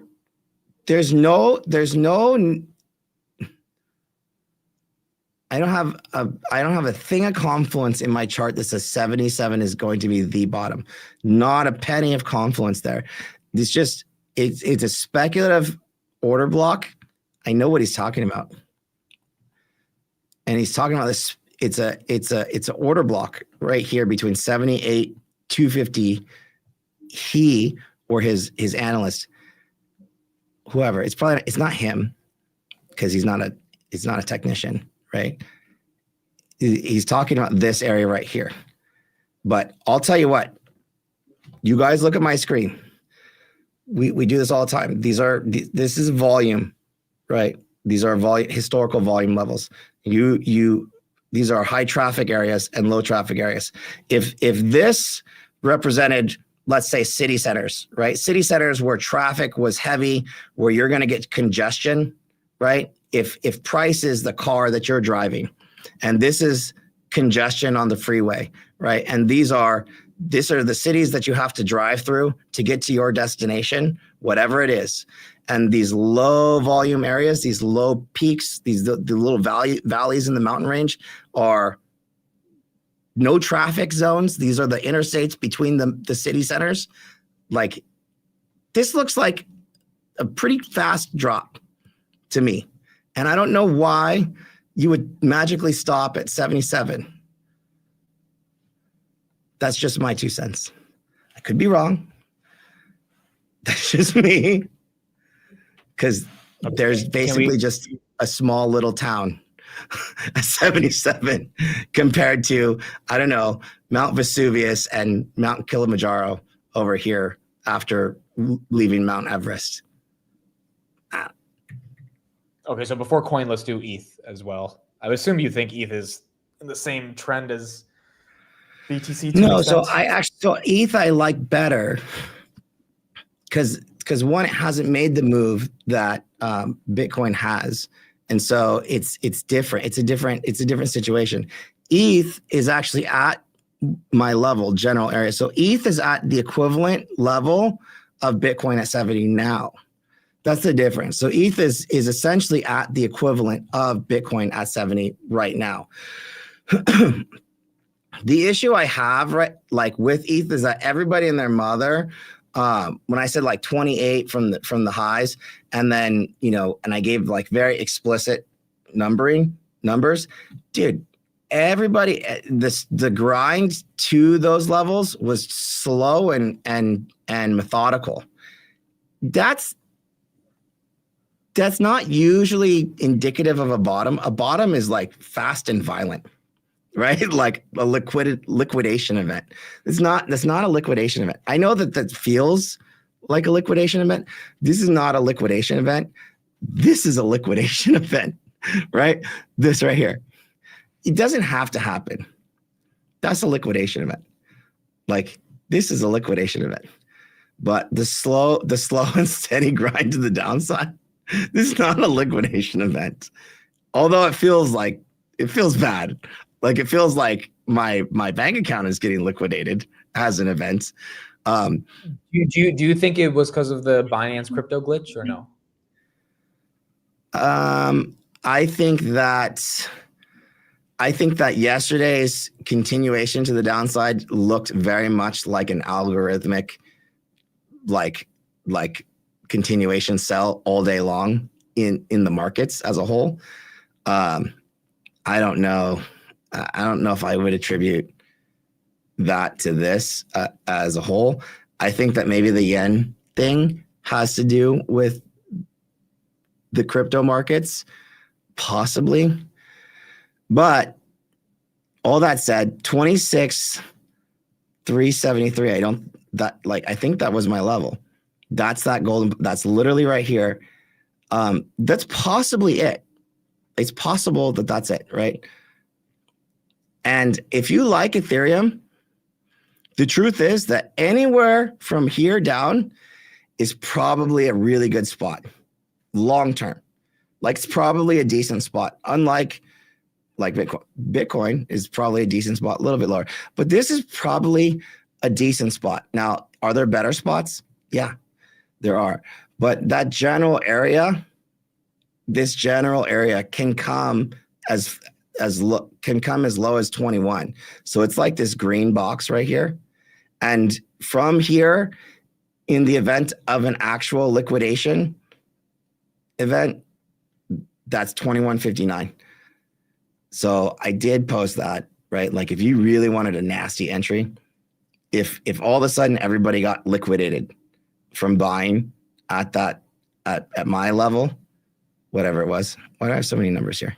What's going on?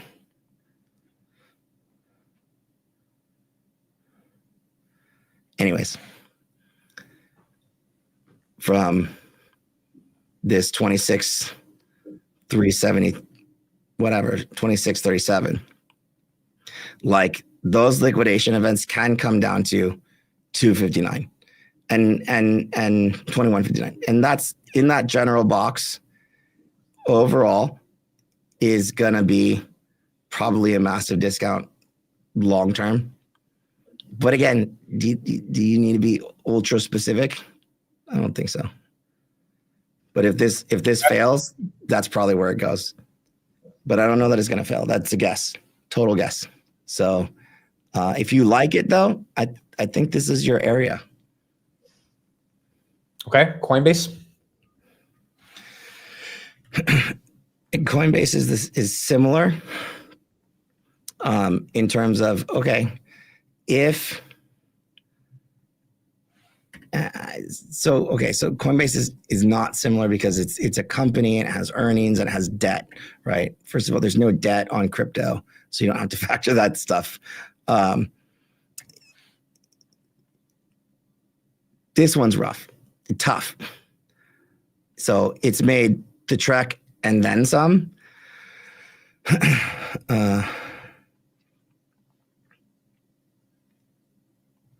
We are here at 240, which is a revisit of this prior area. And if I draw this all the way across IPO levels, and I'm pretty sure this is, again, like some kind of level, bottom to top, boom, 50% from inception, like from all-time lows to all-time highs. So at this level on Coinbase, it's interesting.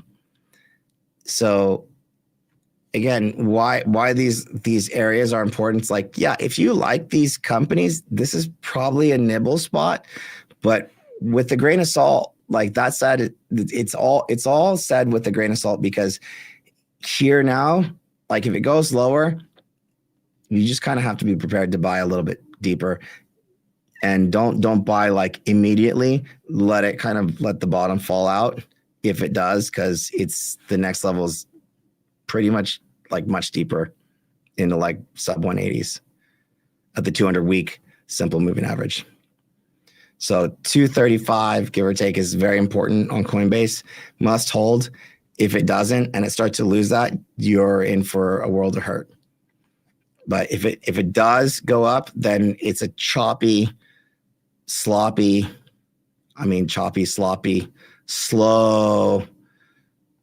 multi-month grind to the upside. Okay. Anthony says you might be interested in Dutch Bros. I might be interested in Dutch Bros. They're going to open up a store over by my place. And do they need to go to the East Coast? To where? On the West Coast. Like they're not in New They're York. only in the Pac Northwest. They're in the Pac Northwest. I very much might be interested in Dutch Bros. So this is the beginnings of that bearish to bullish reversal. Wild, right? In a market where everything is poo-poo, like this one actually is like wanting to be in a reversal pattern to be bullish. Like, can you believe that? It really wants to. It's not there, but it wants to. So today, look at this. Look at this. Look at this. Look at this. This is wild to me. I've been watching this chart, and so shout out to, you said Anthony? Was it Anthony? Yeah. I don't know if this guy is part of my crew or not, but my crew maybe knows that I've been kind of watching this chart or had it on my radar, because this is bucking the trend. It really is. And there was a recent low. Oops. Recent lows here. Your favorite pattern there. A higher low, and I think we start to go into a bit of consolidation. So all that said, this is definitively on watch. I do think it goes into consolidation, and although it's not out of the weeds yet, the one caveat I'll have on Dutch Bros is that if this does get rejected, let's say price starts to trend down, right? If price starts to trend down, well, all of this is going to turn real bad real quickly. So it's trying to, but I actually need to see a little bit more. This is one where I would actually rather buy above 58 and know that I'm on a bit of a mend, because if I step in here and now, I could actually be buying the highs before it takes a downturn. And I don't really want to do that. So while this looks good here, if Dutch Bros gets rejected this coming in the next week or two, this chart is going to quickly turn very bearish on me. So that's the caution right now. This could be one of those bounces where I just don't want to step in front of this. It's on the fence of it's about to look really good, but I don't need to step in front of this one right now. So this one I think is a little bit patience, but it's a very heavy watch. It's a very interesting story. I don't need to jump in front of it yet. If it goes higher, it will begin to look very good. That number is about 58 for me. Okay. Another one, ANET. Any thoughts on the made the trek? Yeah, it's made the trek all the way back to the 200-day SMA. So again, ideally these will start to go sideways. This one I didn't look at today. This one went lower. So this one went lower than yesterday. I guess it's a high flyer. That's going to have to start closing over 120. So if it can get over 120, that's a mandatory for me to start looking at this upside. So we'll call that 120 a break of structure. I really can't look at this for now until it's over that, or I can circle back to this like closer to,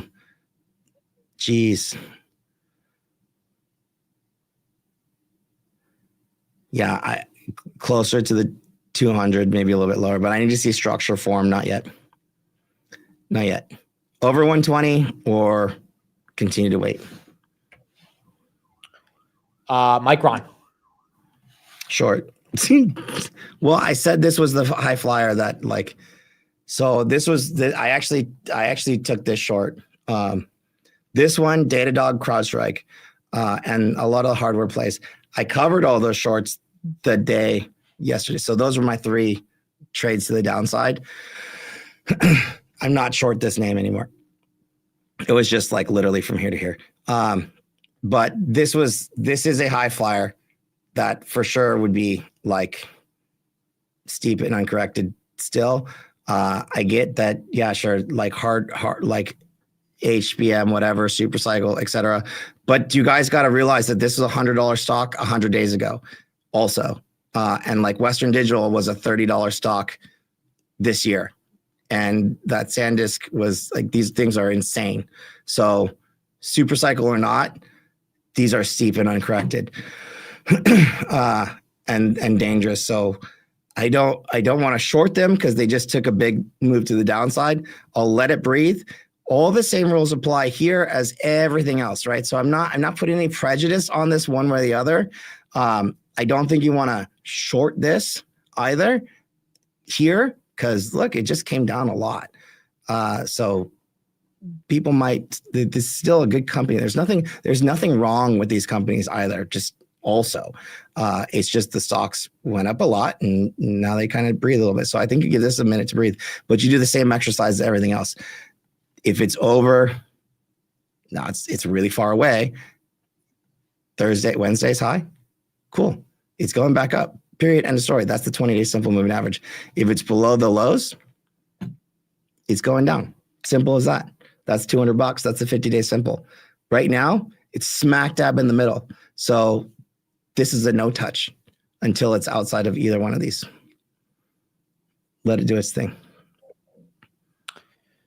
Hoodie. Hoodie, it's right into this area. So hoodie. So first of all, hoodie, as much as I would love to say that it's done going down, I have no idea.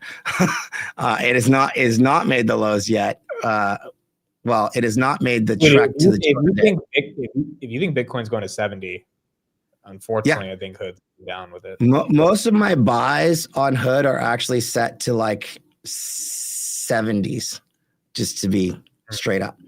But I have been absolutely nibbling. And right now, I think that we can bounce a bit on hoodie. Last Tuesday, I said, hey, look, we're up here. This, I think, is a bounce spot. I think that we bounce at least to like 115, maybe even that 120 area again. But at that point, it's very much TBD. So this 113-ish area here, 115 is how this works. That's your kind of trajectory. This is actually about the halfway point from here to here of yesterday's range, 115.16. So that works right there. Got bought up pretty quickly. I actually bought this because I think this is, if the market turns and all of a sudden, first of all, I don't have to be super bullish on crypto to me, in my mind, for me to be bullish in hoodie. You guys can, think what you want, but Bitcoin doesn't have earnings. Hoodie does. Hoodie has a lot of lines of business. Bitcoin only has Bitcoin. That said, though, this is very correlated, extremely correlated. And I think it can bounce, but I think it can get in trouble around 115 for sure. And it's going to be the same thing as everything else. If it can get over 115, cool. I can see 123. This bad boy is not out of the weeds yet. If it can get over 123, then boom, I can see 130s again. Not out of the weeds yet, right? If it gets definitively below 100, well, that 75-ish level is happening. And that is what it is. Even if I get to 130s, that 175 kind of extension is not in play, right? Because what I have to deal with at that point in time is I have to deal with all of these buyers. Any upside here is going to be slop and chop, right? I have to deal with all these buyers that are going to decide whether or not they're going to sell on me. I know what I'm going to do, or I know what I'm not going to do, but I need to see, does this happen and does that happen? And if so, then what, right? And so if that, then what, right? So that takes me to 135, which would be if this is the low, then I have to really, really be concerned at 135. If I can get over 135, cool. I'm talking about 150s, but that's all I'm talking about. I can't be talking about anything else other than that. And only if we're over 150s, then for sure, I'm talking about higher, and I'm talking about 180s now. I'm not talking about 175s, but not until those things happens. That's what slop and chop means from a technical perspective. But that's what this looks like. For now, what has happened is that I have come right into that. If this was the mountain range and this is the city center, I've just hit a high traffic area, and it's going to be really difficult in the near term for hood to actually get below this $90 kind of level. So I'm okay with thinking that buyers are going to step in as they have in the past on the greatest company on earth. I don't know about you guys, but that's just me, and I'm super biased, so don't listen to me. But that's my 2 cents. ZETA. ZETA.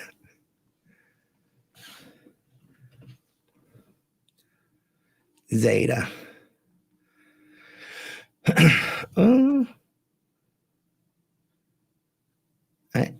How do you feel about ZETA? I think it's cheap.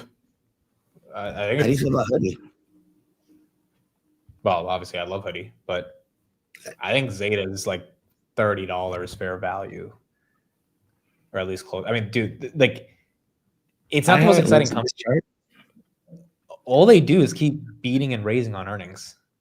I was about to say this looks good. Yeah, the chart looks great. The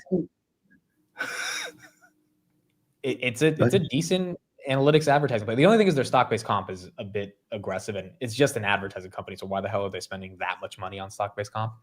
But outside of that, I don't see that many red flags. It's like $200 million. A percent. 20% of revenues, I think, around about. That's not bad. What was Hoodie at the worst? No, but so like Palantir and Hood were worse, but Palantir and Hood are also amazing companies. ZETA is just an advertising. Like they don't need to be paying their engineers that much stock. I feel like I understand why Palantir needs the best talent in the world. So that's the only issue. But outside of that, I think you bounced to 19 plus on this.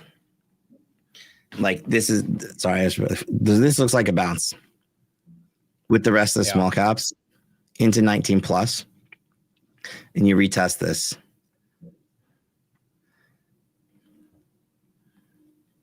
Into here. 16 to 20 has kind of been that range for it. Yeah, this is the bottom of the pocket. Okay.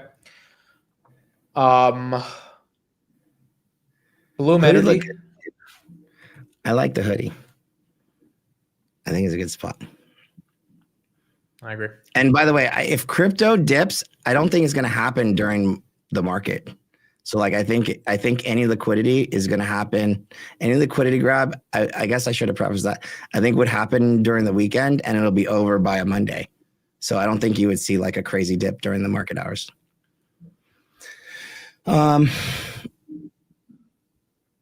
So Bloom used to be like a running joke, like of a what is the vaporware? But I guess they actually had real stuff come out, maybe. But I've never looked into them, so I just don't know anything. Okay, so Bloom Energy used to be, they power buildings. Like there's a power generation company. They used to make power out of sand, but it was like vaporware back in the day because the way they did it was that they heated the sand with gas. And that was really not actually ESG or whatever. And that was kind of funny, but now they have something else. So it was like, oh, it's clean energy because they use sand to power like they power like eBay down the street and stuff like that. But they heated the sand with gas, natural gas. but I think it's like a much more there became a data center play, basically. For power. Yeah. Right. I understand. I don't like this chart. Like, this is too hot.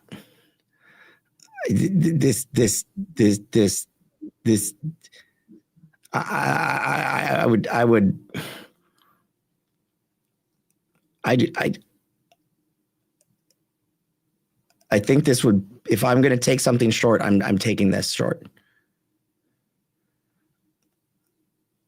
What, you just think it ran up too much and? Oh, for sure. For sure. And I'll look into it more, but I honestly don't think it's, so I'll keep my opinions to myself. But Head and Shoulders, like whatever, If you're going to be a pattern trader, there it is, like bright and shiny.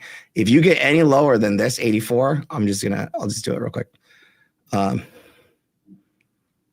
So extensions would be 56. Well, it would be 47. So if you get lower than, if you break through here, that's you risk doing another 50% downside.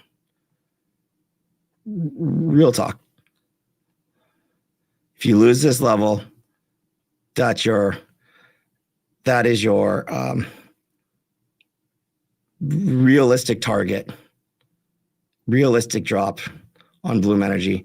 This blue line here is the power shift, if you will, on the chart. Can you see it? Probably not. Yeah. Right there. It's a light. Yeah. There it is.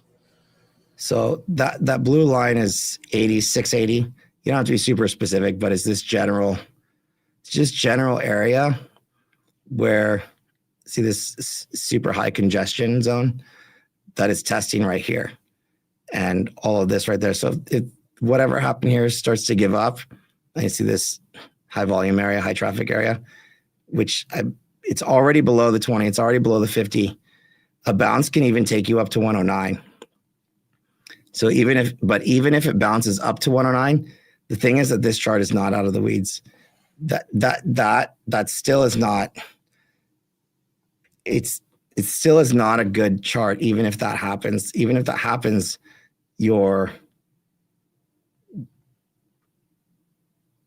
no. There's so much work to do on this chart no. I don't like this chart at all. Okay. Rivian. There's this weird part of me that feels like Rivian could revisit 1285, dude. I'm just not. I love my Rivi, but it's just what it is. It's holding. Is a big move. It didn't break the 18.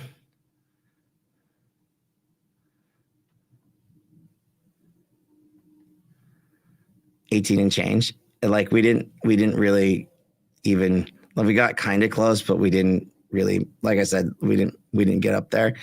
It's okay. R2's coming. There's some catalysts here. That little wick to 1394 is just barely above that high traffic area. So I like it. I'm not doing anything here. I'm not, if I saw a wild push to the downside, I'll probably add, but I'm going to hold tight here and do nothing on Rivi. Okay. Adobe. Adobe had a big move today. I saw that. I don't know. Was there news on Adobe, or was that just like, it was just like one of those that's like, holy crap, so low? I think it was the latter. Yeah. So, holy crap, so low.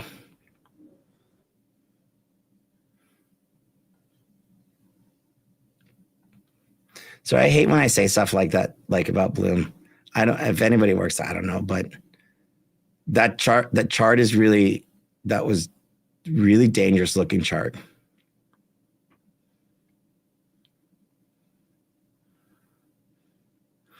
I mean, this is an interesting spot. Yeah, with earnings coming, I think it's a speculative bounce. It probably gets back into the 350s, 330s. I think people are just so bored of this name, but they also know it's too cheap to ignore. Yeah, but they keep selling it every time it bounces, man. What are they? Yeah. So it'll probably go a little bit more and then do the same thing again. And then sideways and revisit the lows. That's it. There's nothing doing here really. All right, we got about 5 more tickers left, and then This is the we gotta get definition out of an oversold bounce, by the way. Like all of these are oversold bounces. Oversold is cool, but they're just like they're temporary bounces that usually get sold off. All right, before we get into the last 5 again, just a reminder, Jason's Twitter, please make sure to follow him. He worked overtime for us this week, 2 days in a row, or 2 days this week. I like hoodie, but I don't think I like it. I like it a lot. I like this traffic area. This is the biggest area that we've had that we've gotten to visit hoodie on in a long time. Just saying. This general area. I agree. The problem is the market and crypto. Yeah, and Crypto. like the reason, but remember, the reason we got to see hoodie at 150 was because of euphoria. The reason we're getting to see it at 100 is not because of a opportunity. It's because we might be re-rating the market, right? And no one knows, right? As you said, we need a trend in place. So that's why it's not exciting to me to buy here either, because I'm like, well, if things are going south, hood's uniquely going to get screwed. But now I will buy it for the long term if they really get hit because it's hood. Yeah. But it's not like it's the most attractive buy at 100 just because it's down from 150. Yeah, I like it here. I really don't like something would have to be, I mean, epically wrong for us to see anything over here. Right. Agreed. Like, and I mean, like disgustingly wrong. But I just don't think that I think that while maybe things can get wild, it's just not that, I don't know, man. I'm not that scared in general. It would be 60s at the worst to retest this. At the absolute worst would be retesting this, and 80s to retest that. And that would be brutal. But at that point, if we're losing this, collar the stock, not necessarily selling, but like selling puts probably around 80, or selling calls probably around 80, and buying puts probably around 80 at the same time would probably be free. And that would give me that protection. Okay. All right, last 5 tickers, then we got to get out of here. IREN. Ooh.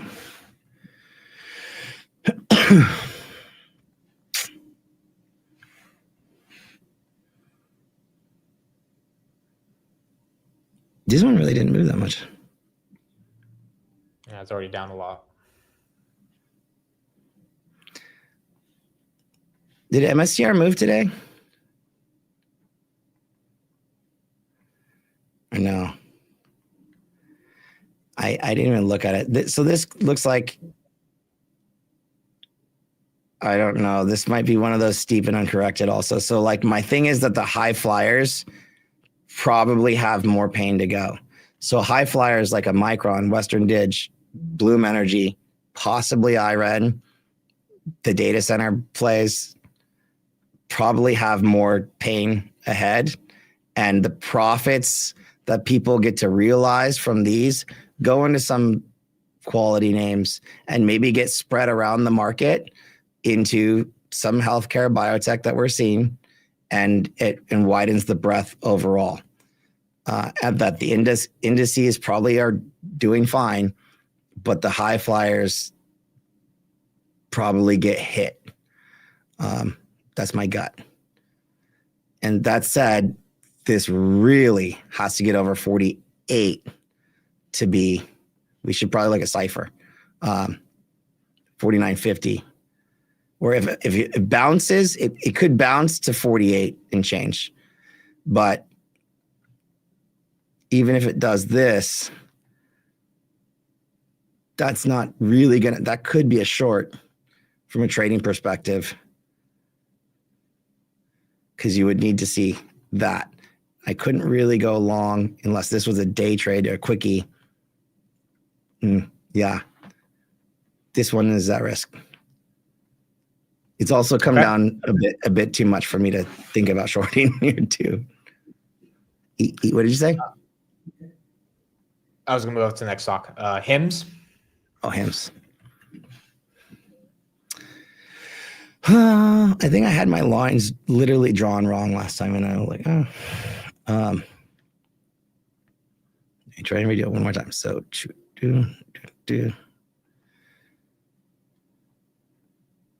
so whatever I had before, let's just, if I just do these two, still, so this was kind of that area.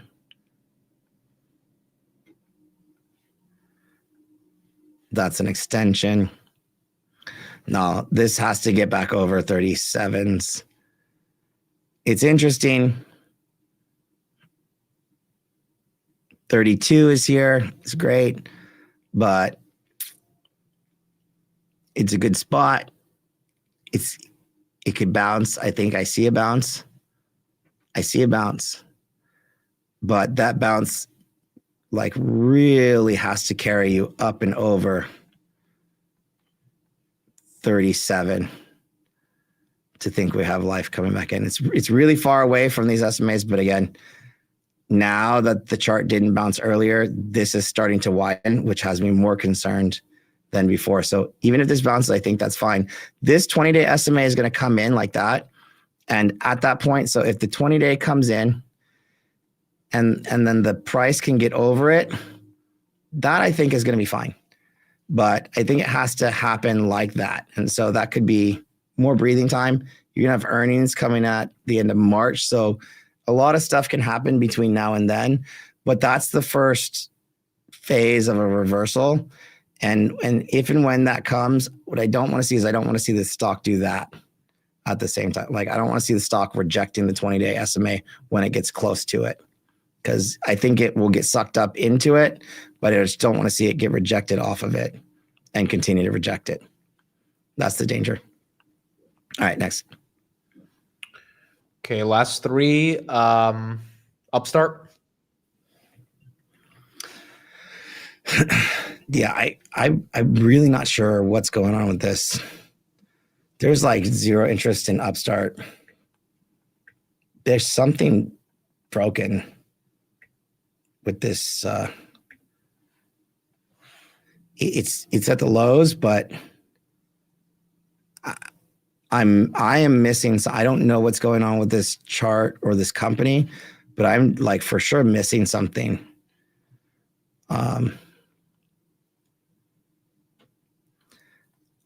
Do you know what's going on with this? Like, their loan originations are not at all exciting, especially compared to SOFI.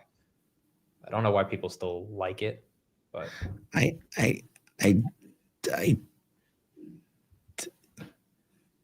so super near term, here's your channel. You lost it. So like, this is just getting, dude, these are just getting wider and wider. You're below the 200 week SMA, which is rarity. But the channel that you're in is like still trending down. So I need to see a lot more signs of life from this. Otherwise that channel can continue down and just bleed. So no, I still got to wait. This one's barely moving. I just think the market has completely forgotten about this stock based on what I'm seeing. And we're here. So until I see this, so this means that like this can continue down till this gets really tight and then squeeze. Cool, but what does that take you to? It's not interesting. It takes you to here, like that, like that. So, I mean, no, that's all you got on Upstart.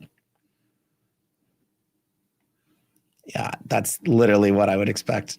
Okay, next. all right, last two. Amazon. I like, so I bought Amazon a little bit more. This is actually my main buy today. So why do I have that? Oh, that's from prior. What the hell is that? That's from prior something. I guess I have that labeled wrong. That we'll just call it something else. Is a big deal level.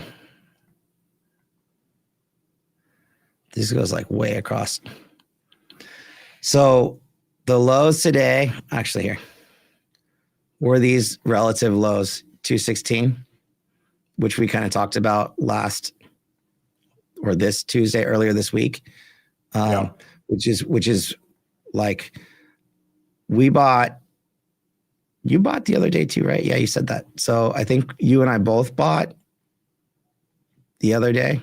And I'm not being super specific. I don't know if you're being super specific either. Like, I just know, hey, look, it's come down. I'm just going to just grab it somewhere. I don't even care, right? Somewhere in this area.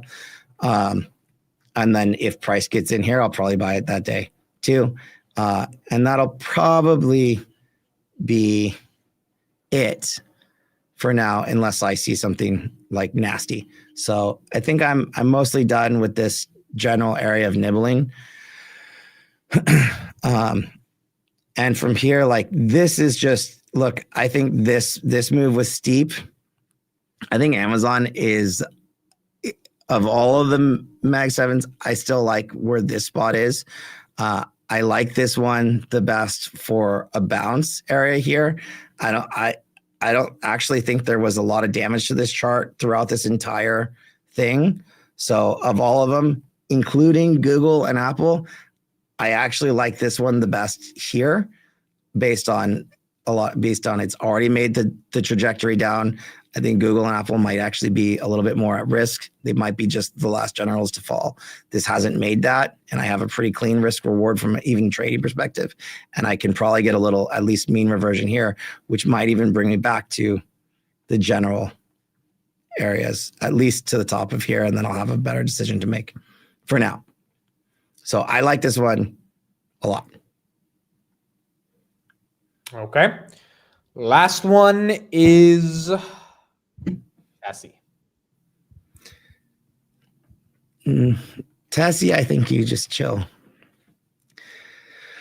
It is at the spot. It's revisited the spot. I think it needs more time. The problem with Tesla is that 415 zone, which is like, we've talked about this, 415 zone, again, the biggest deal level ever, is still acting as resistance. And that's what we're seeing right now. So Tesla is stuck. That's what's going on with Tesla. It's completely stuck, which means it's actually going to be trendless right now. It's not lost it, but it's hugging this line. You don't want to see it lose this. So this is the broader uptrend on Tesla.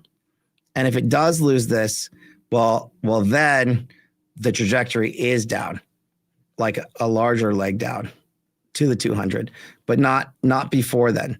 So it's these local lows like this that are holding. If Tesla loses this, wherever this is, then this is happening. Until then, it's sloppy choppy in here until you can get back up and above. And so that is the story of Tesla right now. This trend is intact, but it's not, it's got to reclaim its footing right now. This is the broader trend. And I think, if anything, you need to be really patient with Tesla. If you're buying here, it's just okay. It's not great, right? It's literally just okay.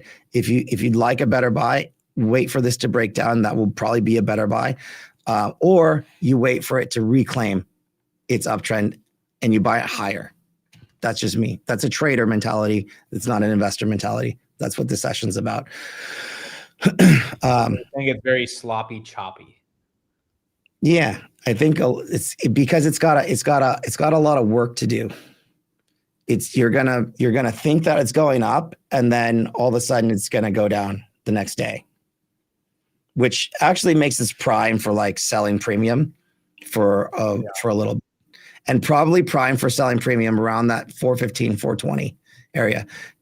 So if you do that, I would actually say this might be a perfect time for you to do something like that on Tesla.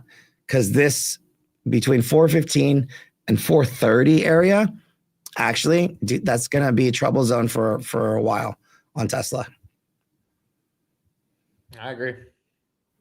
It would be hard to see it break out to that all-time high range if the market's not. The fact that it's even holding these levels, though, I think is pretty impressive. But breaking above 480, I think would be a bit tough here. Yeah, I mean, it's not bad, right? And trust me, I made a good chunk of money on Tesla. But for me, if you know my trade, that those March ops, those are off the table right now. So I have to wait for a new setup.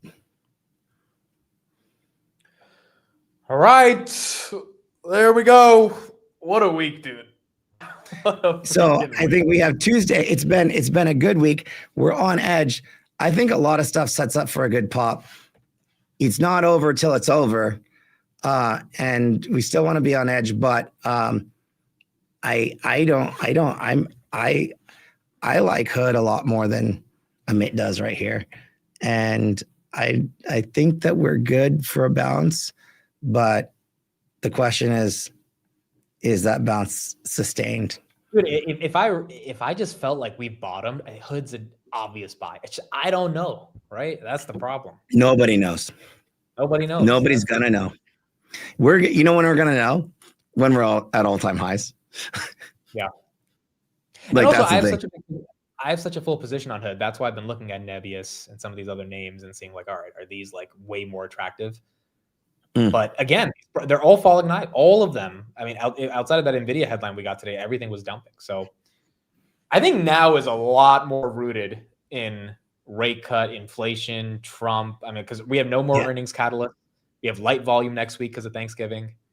That's the other thing, right? So over the holidays, we get really whipsawed sometimes, and we're gonna find out if, with low volume, sometimes comes extreme volatility, because if prices start just going up, there's not really a lot of sellers around.